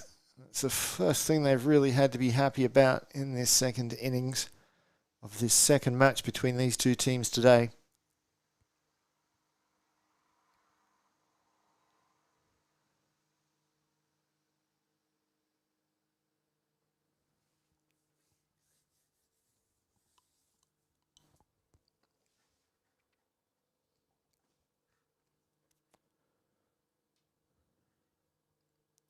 New batter will be Udian.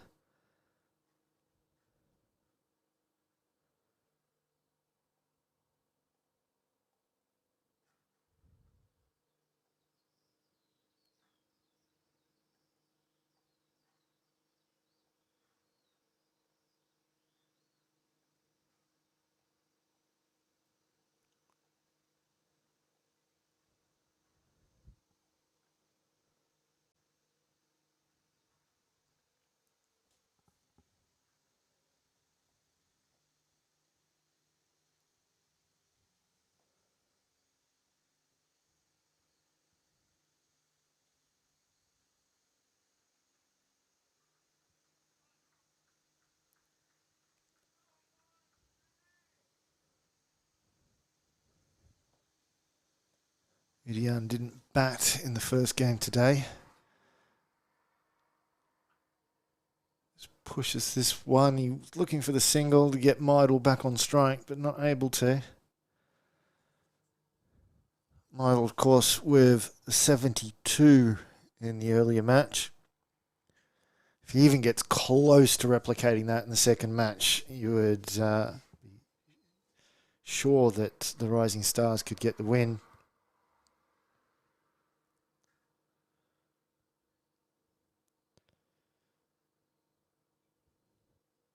Richard's short. Udian's not really able to get hold of it.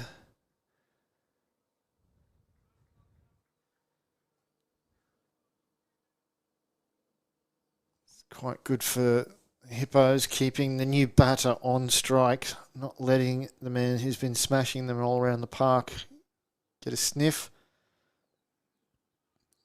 as Udian hits this one back to the bowler.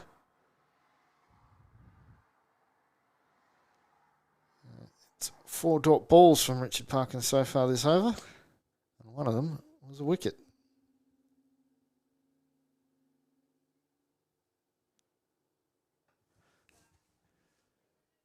They will get the single this time.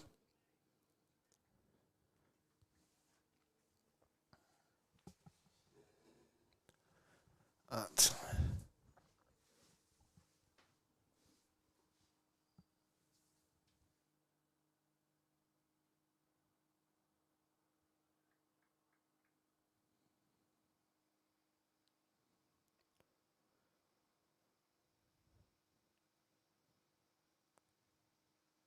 short, pulled away, and that's for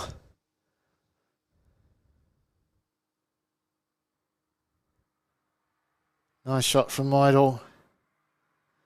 So he's able to get something back for the Rising Stars in that over that had been very good for the Hippos, picking up the first wicket.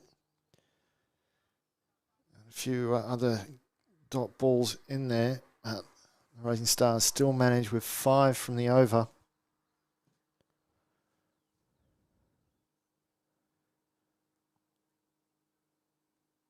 And it looks like we're going to have a change in the bowling from the Stockholm end. Looks like Kevin is going to come on to bowl. The strong Pattenden family presence in this game with father and son, Kevin and Henry, both playing. Neither doing anything with the bat. Henry because he didn't get a turn, and Kevin because he got out for a golden duck. We'll see if the Pattendens can imprint something on this match with the ball. Swing and a miss by Udian just outside of off stump. Not bad looking ball to start things off from Kev.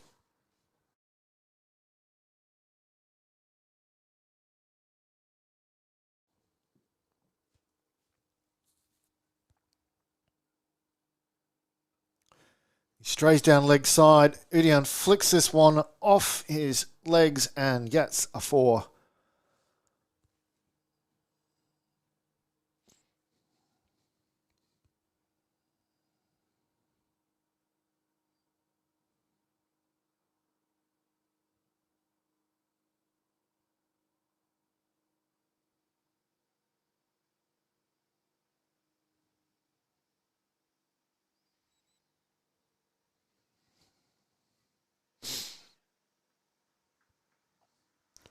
Kevin in again. And that's gone. Udian picks out Dave and he takes an easy catch. Second wicket falls for the Rising Stars just as Udian started to make an impression. He departs. Just driving that one straight to Dave at mid-off.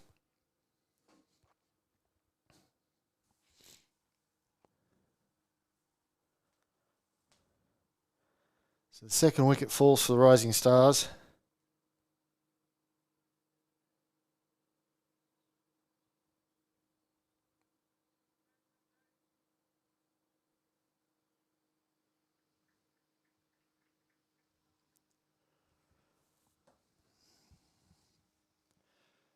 And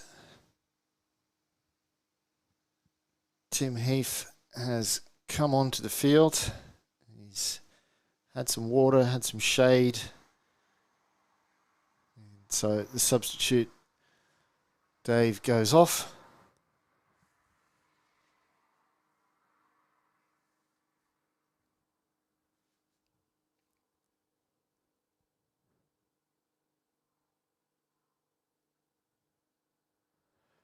The new batter is Nazmul.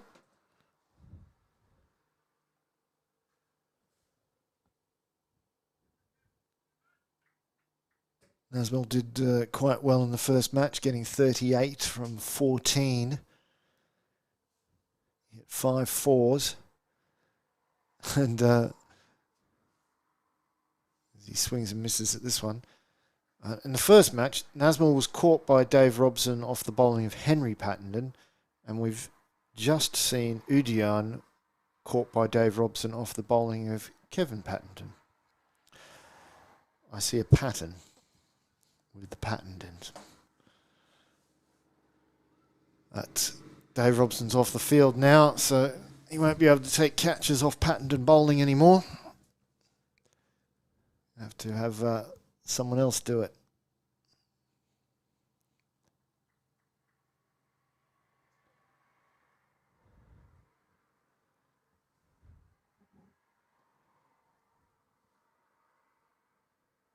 It's a little flick away.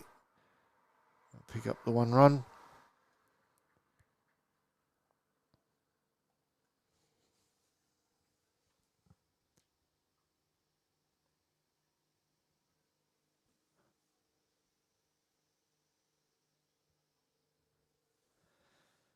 And that's the end of the over. 1 wicket, 5 runs.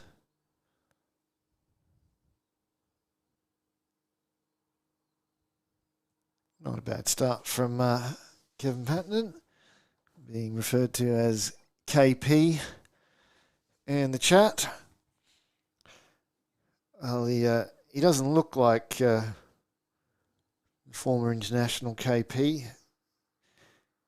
He doesn't bat like him, and I'd say he's a better human being. Not a fan of the old KP. So we're going to have another bowling change, this time at the Kiev end. Owen Feely's going to come on.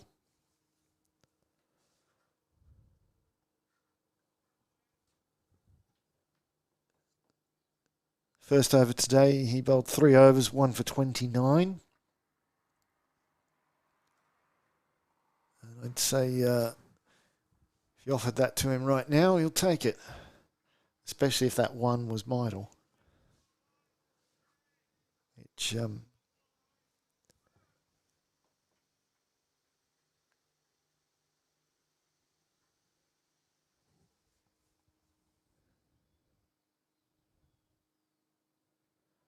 one's wide. Nazmul yet to get off the mark.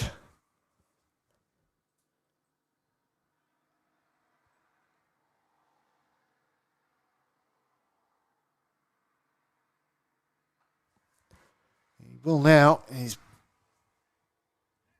beaten the infield. They're coming back for 2. The throw needed about 5 bounces to get to the bowler.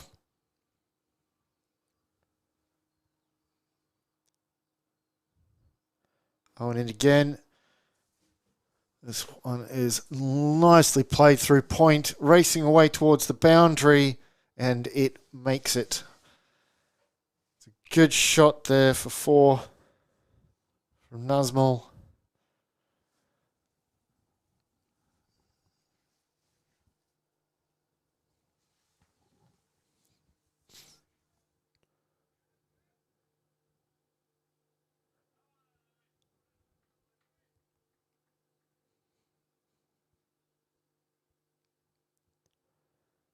Owen in again.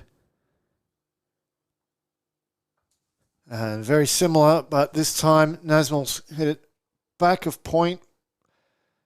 And that will be 4 more.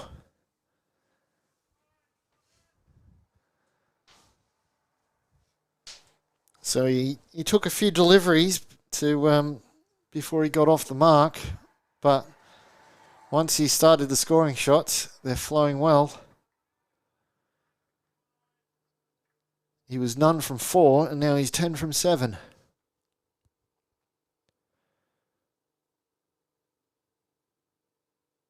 Oh, with a straighter one, it's a top edge. The keeper's calling it, but Owen wants it instead, and he takes it off the keeper for a caught and bowled. And Nazmul departs for a quick fire 10. The delivery was good. He made a good adjustment. He'd bowled 3 outside of off, and Nazmul had scored freely with them. He got it more in the stumps, so Nazmul had to play a different shot. Got the top edge. I'm not certain about the decision to override the keeper. He would have certainly felt a little silly if he had have fumbled that one.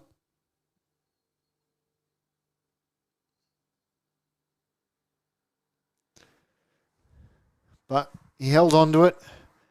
He's got the wicket.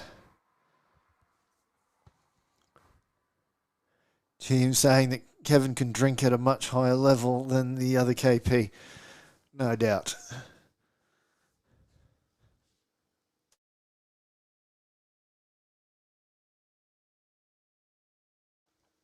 He's also a lot funnier.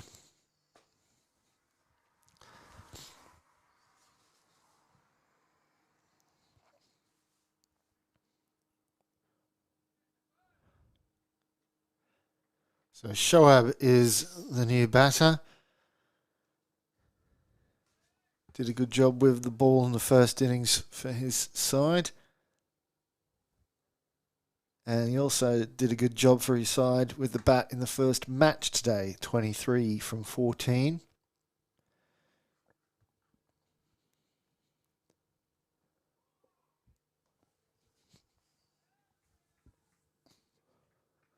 So at the end of the 7th over, 3 for 71.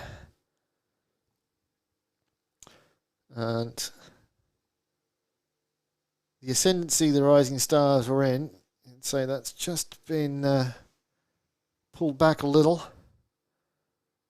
Things evening up a little bit. The run rate is still good, but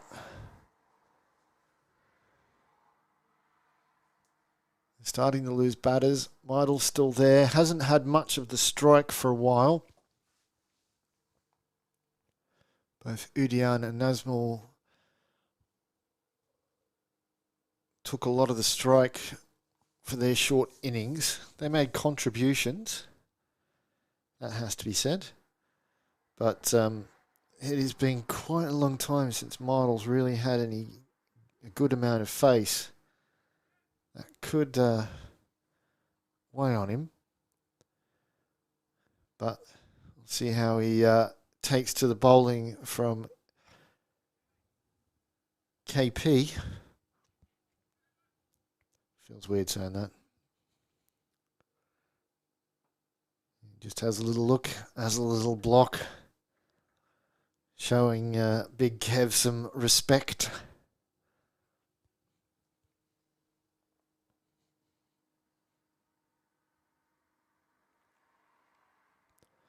So here comes Kevin in again.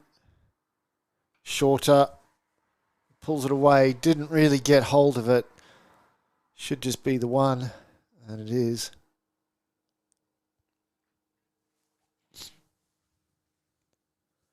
Bring Shibe on strike.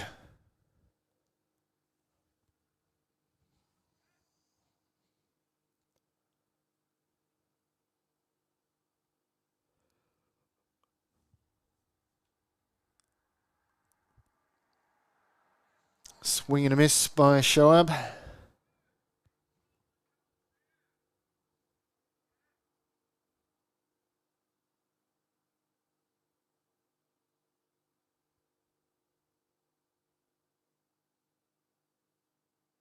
Short, pulled. That got what it deserved. Looks like one bounce and a 4. Not the line nor the length that Kev should be bowling. Shoaib pounced on it. Gets himself off the mark with a boundary.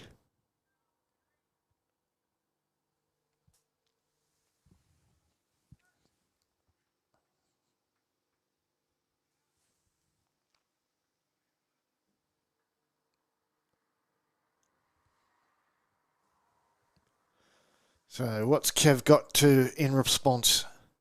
He strays down the leg, and it's going to be another 4. Got to get it over on the other side, but get it outside off.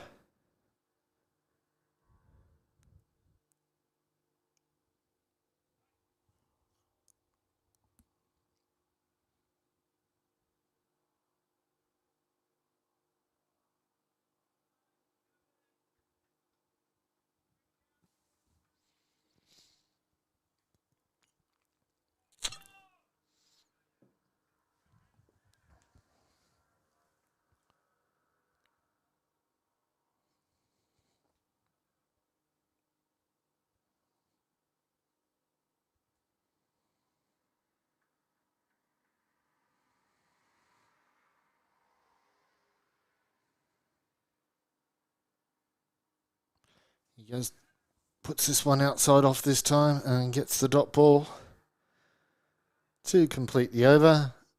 8 done, 80 for 3.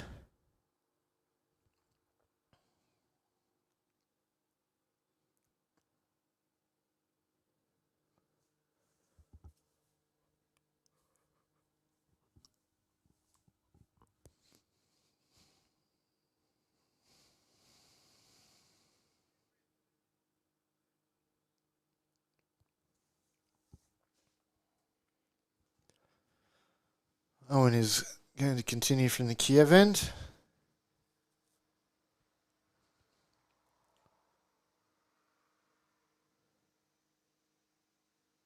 Stu Hook just making some last minute adjustments. Sending a man down to boundary cow corner, bringing across mid on, getting rid of the short cover, pushing him to mid off. He's still got 5 in the ring at point, mid off, straightish mid wicket. This one's cut wide of the mid off fielder. Boundary rider will collect it. There's a man just forward a square leg and play a backward square leg. The two either side of square leg are the Pattenden. As Owen comes in again. Full toss, smacked. Richard on the boundary at cow corner probably could have come in and tried to take the catch. Instead just looked to prevent the boundary. Going for safety. So it's 1 more to the total. He's gone that way again. This time he attacks it, but it's too far. And this time he's misjudged it and he's given up the 4. So that has proven the point that his decision for the previous one was absolutely the right thing to do. Go to safety. This one was hit wider and it fell even shorter. And this one he decided to attack, but it was out of his reach. That's a 4 to Shoaib.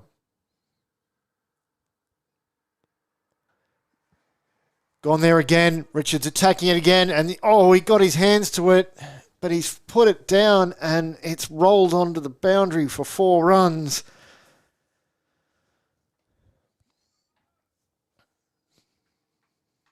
Shoaib is smashing everything towards Richard Parkin at cow corner. And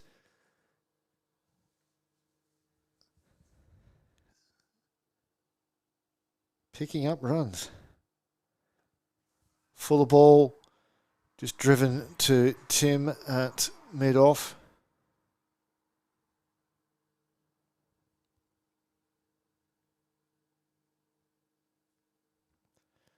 The Hippos rue that dropped catch. This one's a wide down the leg side. Beats the keeper as well, so it's 2 wides.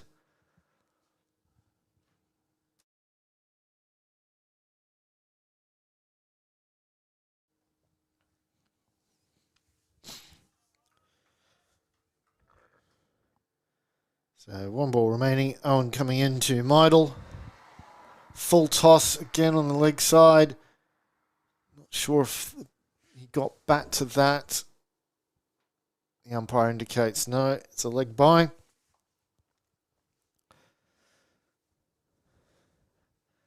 So things not really going the Hippos' way in that over.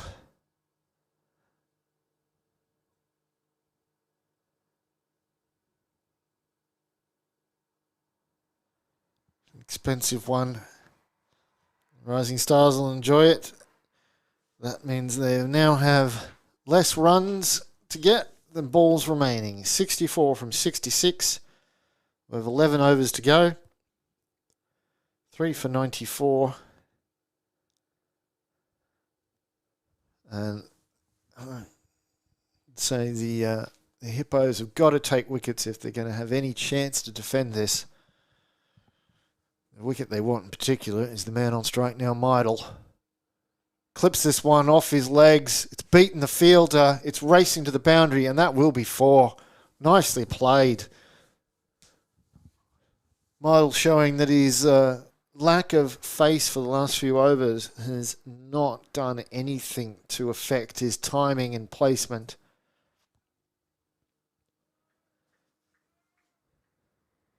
As he moves to 46.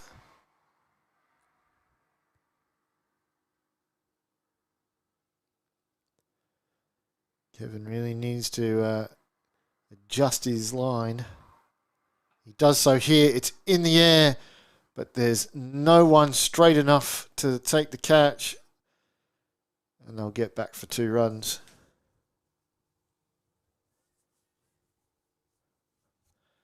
It's a much better line. One that forces the batter to go a little bit more aggressive if he wants to score from it.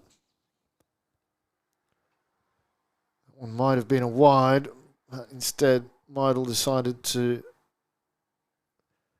cut it through the covers for 1.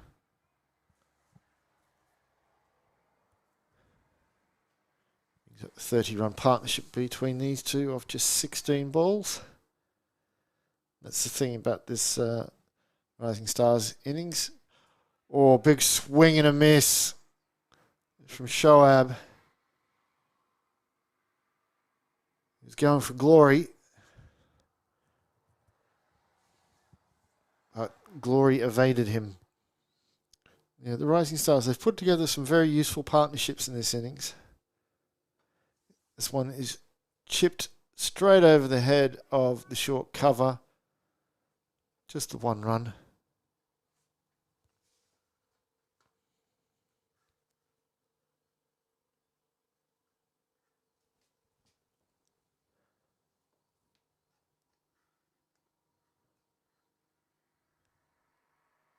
Little too straight, pulled away. There's a fielder there. Oh, he was right underneath it. He's got his hands just a bit too hard, and that's another dropped catch. Simoon, the fielder out in the deep there, puts it down, and that means Meidel brings up his 50, and they will go to drinks. 3 for 103 after 10. Play will resume in a couple of minutes.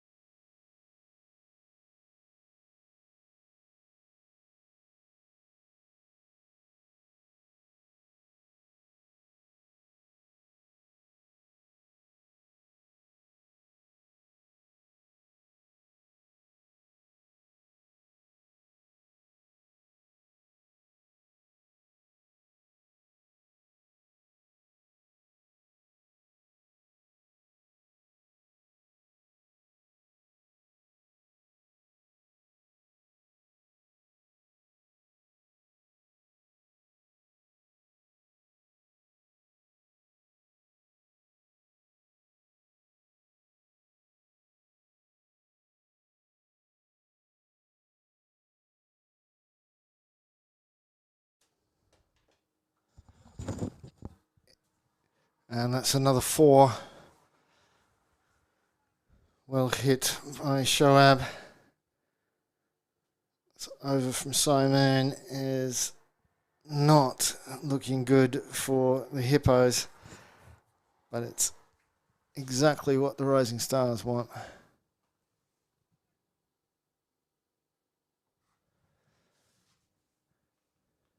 Simon comes in again. And that will be 4 more. Perfectly placed through square leg. So before, there's a pair of Pattendons either side of square leg, but you go between them, as Shoaib just did, and you will get 4 runs.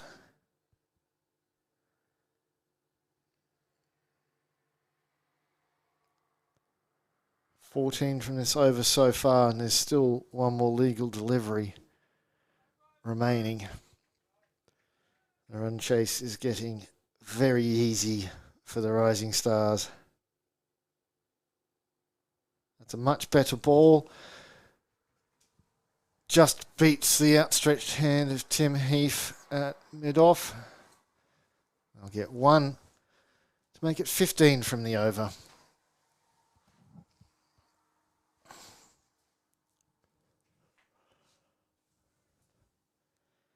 So just 40 runs required from the remaining 9 overs.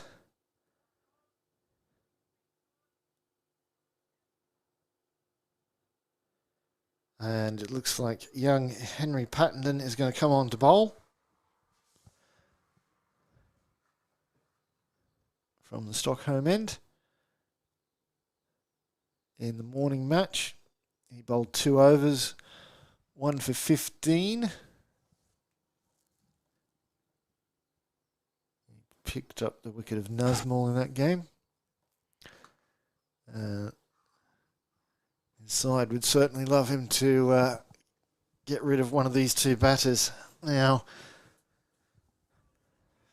they're scoring for fun and looking very keen to get this win for their side. Very important for the Rising Stars if they can pick up a win here. As Henry comes in from the Stockholm end. It's outside off. It's called wide. As prior to today, Rising Stars and Riders, both down at the bottom of the table, both with only 1 win to their name. And they've already played each other twice, hence the win each. Henry comes in again. That's a glorious shot. That's 4 runs. So I picked it up early. Lovely pull shot. Yeah, both the 2 teams are on 2 points from their 1 win. And they've all got tough games remaining. If Rising Stars lost both of these, and in particular if one or both of them wasn't close, their net run rate probably would have put them below Riders. But if they pick up a win here, it could basically guarantee their safety. Full, slapped away. Tim stops it. Mid-off. They'll get the 1 run.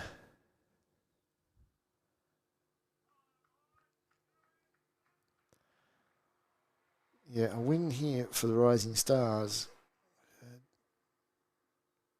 basically guarantee their survival in Division 1. And condemn the Riders to being relegated to Division 2. As the side who finishes bottom of the table in Division 1 will go down. And if the side that wins Division 2 is able to be promoted.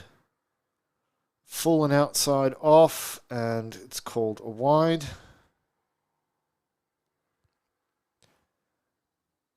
As there are a couple of teams in Division 2 that cannot be promoted. that is Strikers 2.0 and the Muslim Bulls. That's because they both are second teams from clubs who already have a side in Division 1. Henry comes in once more. He's straight down leg. That's clipped away by Meidel, and he's going to pick up another 4. It's a good shot, taking advantage of the bowler straying onto the legs.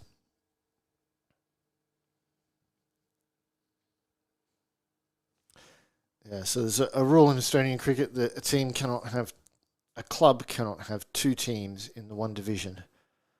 So Strikers and Stallions are the 2 clubs that have 2 teams. They each have one in Division 1 and one in Division 2. But at this point in time, it does not look like either of those, Strikers 2.0 or Bulls, will win Division 2.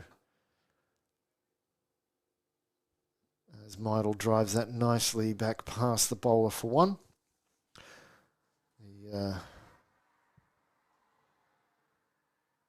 contest in Division 2 for the top spot and for promotion is very much between the Viking Stars and the Tartu Wolves.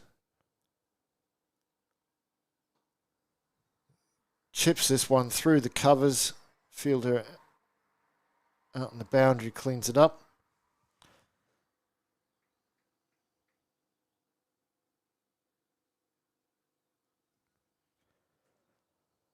And so a win here for the Rising Stars could essentially relegate the Riders. So the Riders will be praying for wickets to start falling,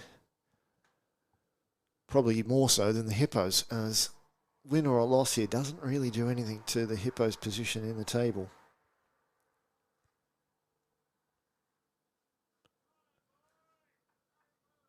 The Hippos will basically be third no matter whether they win or not.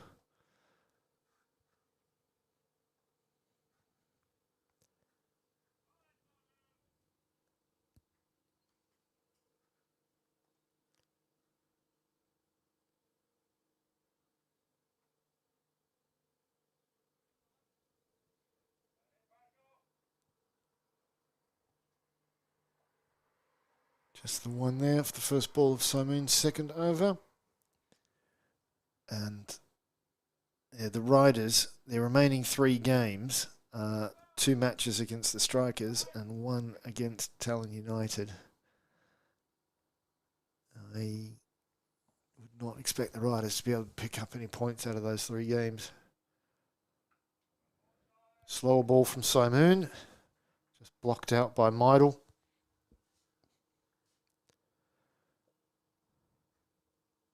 Whereas the Rising Stars, their last 3 games against United, Strikers and Stallions, also wouldn't expect them to pick up any points out of those 3 games.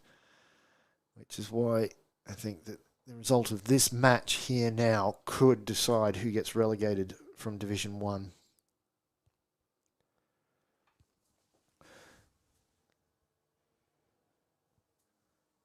As Meidel just picks up the 1 more run with that shot through the covers.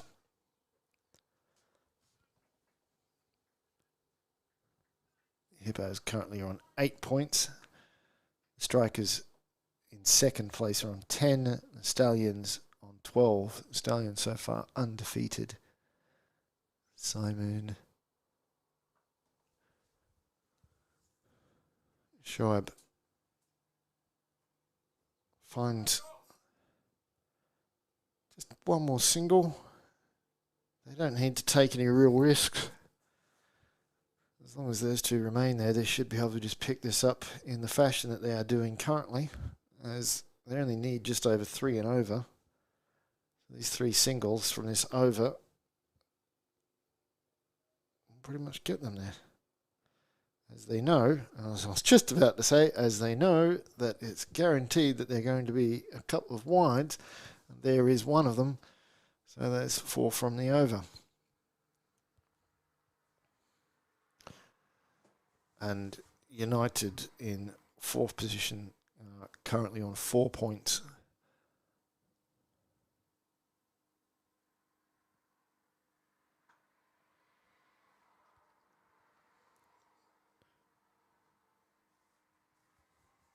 That was hit straight to the long off, Owen.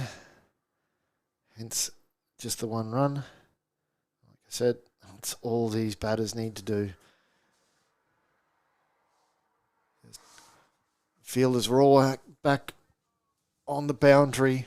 There's only the 4 fielders inside the ring.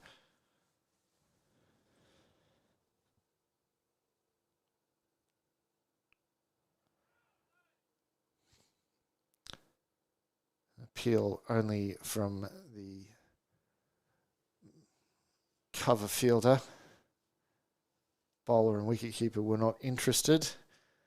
And a dot ball to finish up the 13th over. 3 for 136.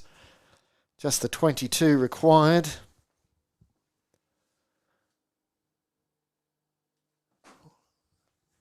Will there be another twist in this tale, this match? As if the Hippos can get a wicket,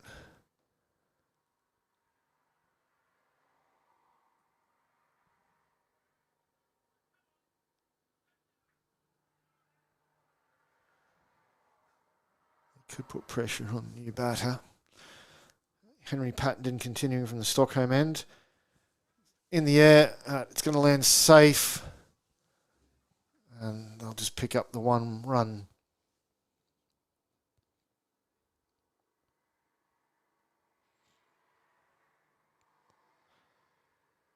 There's a little air amongst the field of just sort of going through the motions that it's a done deal. The Rising Stars have got this in the bag. Henry strays down leg. The batter has a swipe of it. He's pushed it directly behind himself. That's a real 180 pull shot.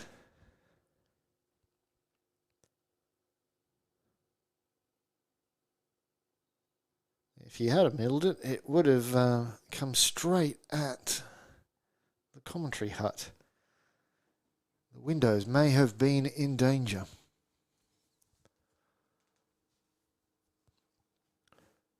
So hopefully Henry can get back on a better line.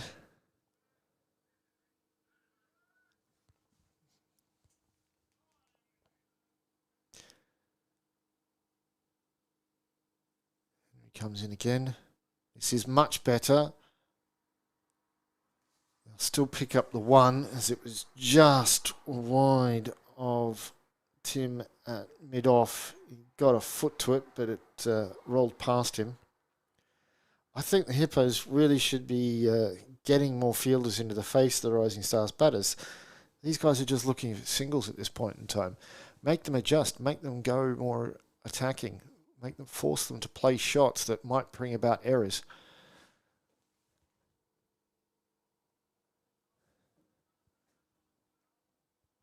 You would still leave a fielder out at cow corner for shots like that, as the ball once more unnecessarily breaks the stumps. Previous delivery, the stumps at this end were in a state of disrepair. This time it's the turn Stockholm end to be shattered and reassembled by the umpire.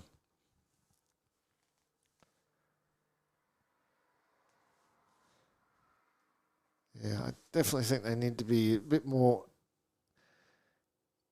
have a few more fielders in more attacking positions, particularly in front of square. Fielders in positions where the batters can see them. They've got these guys in their face.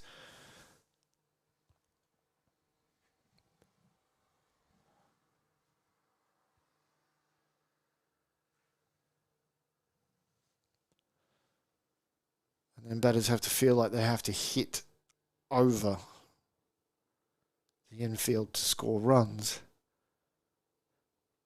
Far more likely to get errors, to get edges, to get chances.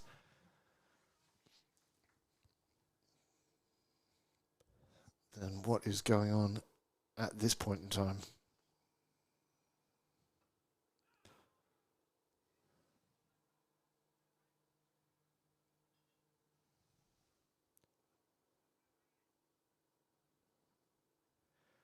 So 14 overs gone, just 17 more runs required.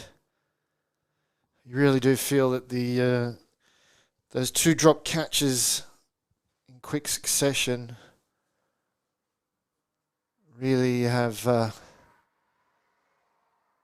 taken this game away from the Hippos.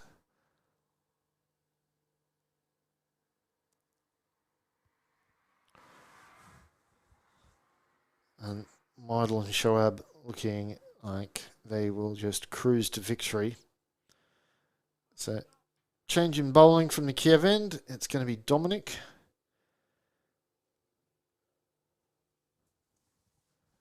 He'll be bowling to Meidel, who's 60 not out.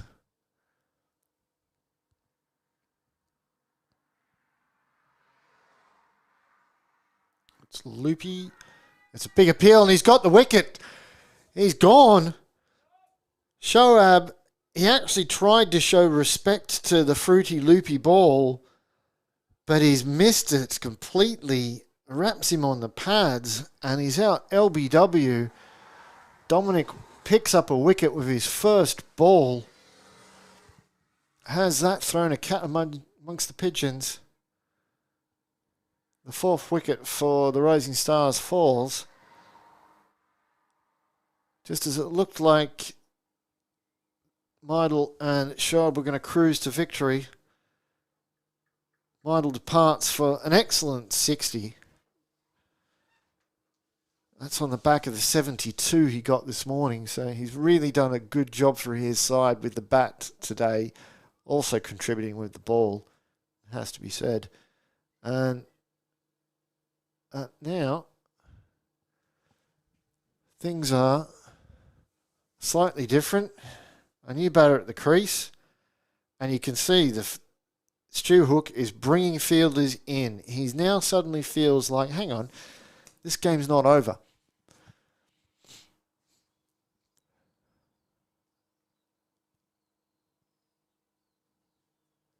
So we've got a short mid-wicket, a short cover, a short point, a mid-off who is a few paces inside the ring, an extra cover who's just inside the ring. We've got a slip, a mid-wicket, a man backward of square, and a man just in front of square. You can see the 2 Pattendons on the screen. There's Richard Parkin, who's also a mid-wicket, slightly further back. Dominic comes in, cut away over the infield, and that will be 4. That's what happens when you bring all the fielders in. I said, that's the risk for the reward.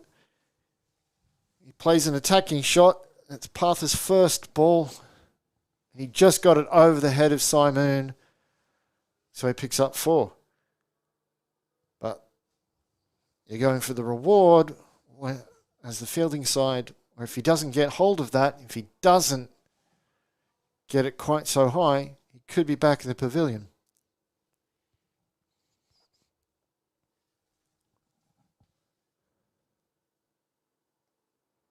He's gone down leg side, and that will be a wide.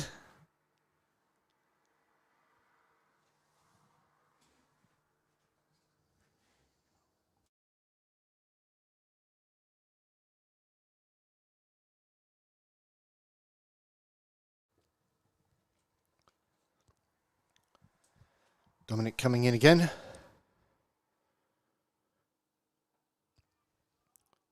Blocked out by Partha.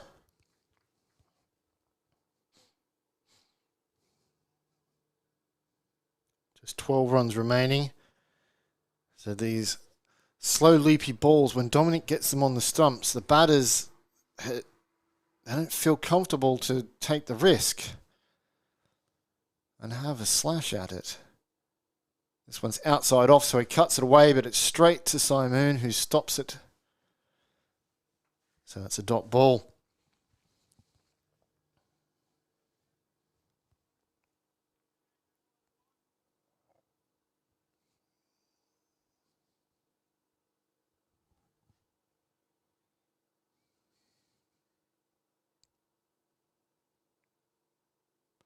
He shaped up for that one and then thought better of it. Just pushing it to Kevin Pattenden at square leg. He's the Pattenden that is on this side of square leg. The younger one is backward of square and on your screen.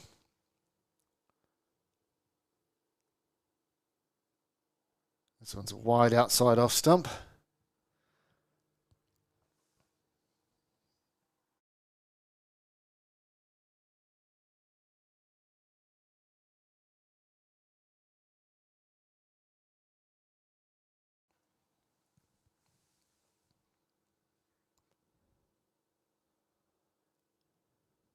Oh, that's not come out of the hand right at all, and that will be a no ball as it's landed off the pitch.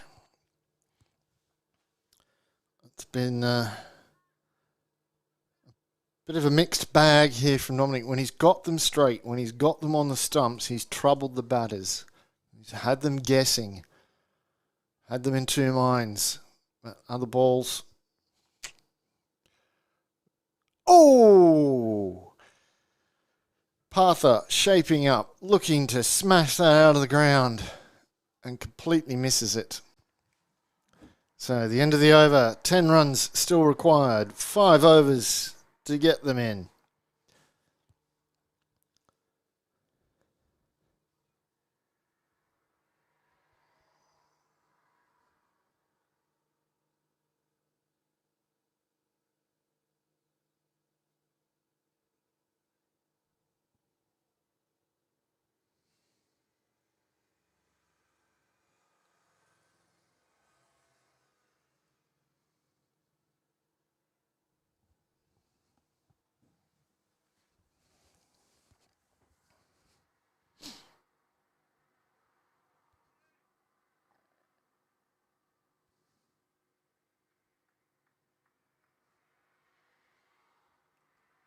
Colour coming back into the attack. And that's slapped away. There is a fielder there. He cuts off the boundary. Amble through for one.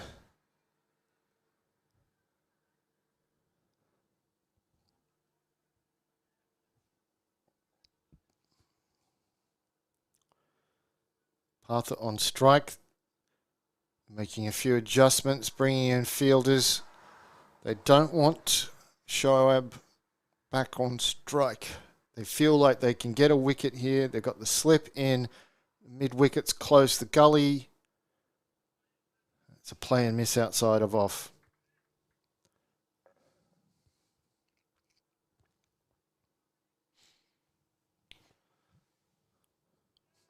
So, slip, gully, point, cover, mid-off, mid-on, mid-wicket who's close but just outside your screen. Square leg, man on the 45. He cuts this one, he's found a gap and he's found a 4. All the fielders in the ring, you knew that anything that got through it would be a boundary, and that one was.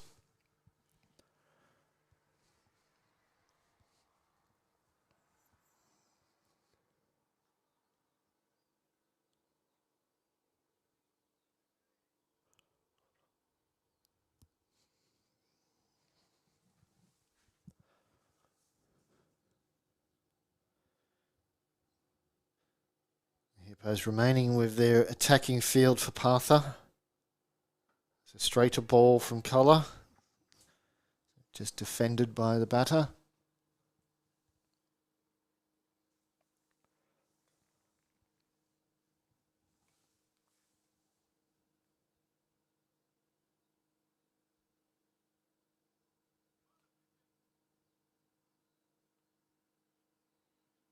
Oh! Big swing and a miss from Partha. He was looking to try to finish this for the Rising Stars in one hit.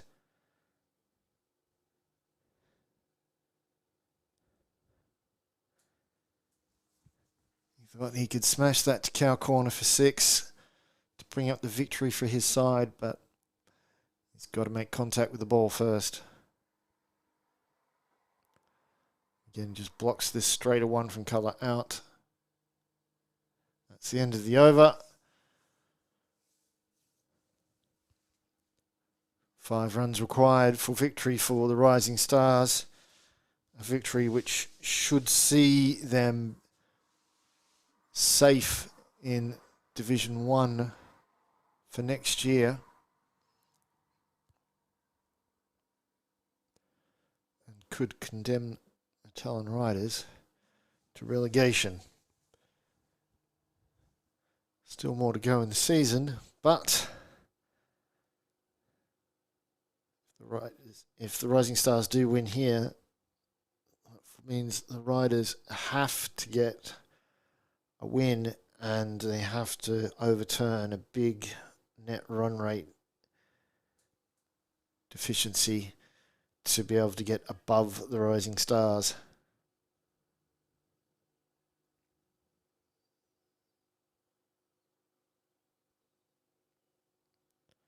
That's a wide from Dominic as he returns to the Kiev end.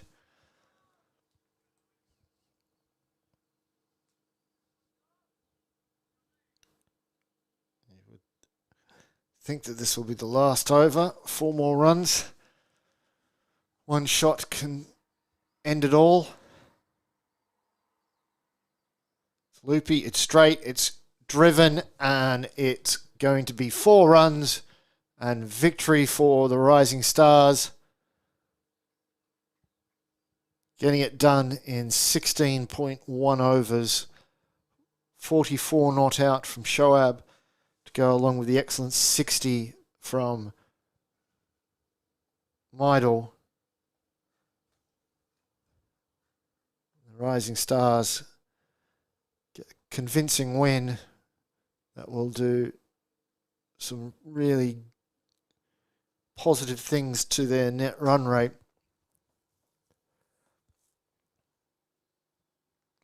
For the Hippos bowling, not a lot to really write home about. Richard Parkin, Owen Feely and Dominic and Kevin Patton all picking up wickets, but all being fairly expensive. Kevin actually was 1 for 22 from 3, was the most economical standout. It's the Rising Stars who claim victory in the second match of the day between these two sides. So a win apiece between them. And that will conclude the action from Tiskre this Sunday. There most likely will not be any streamed matches next Saturday, but there will be 2 games here in Division 1 from Ground 1 on Sunday, so we hope you join us then.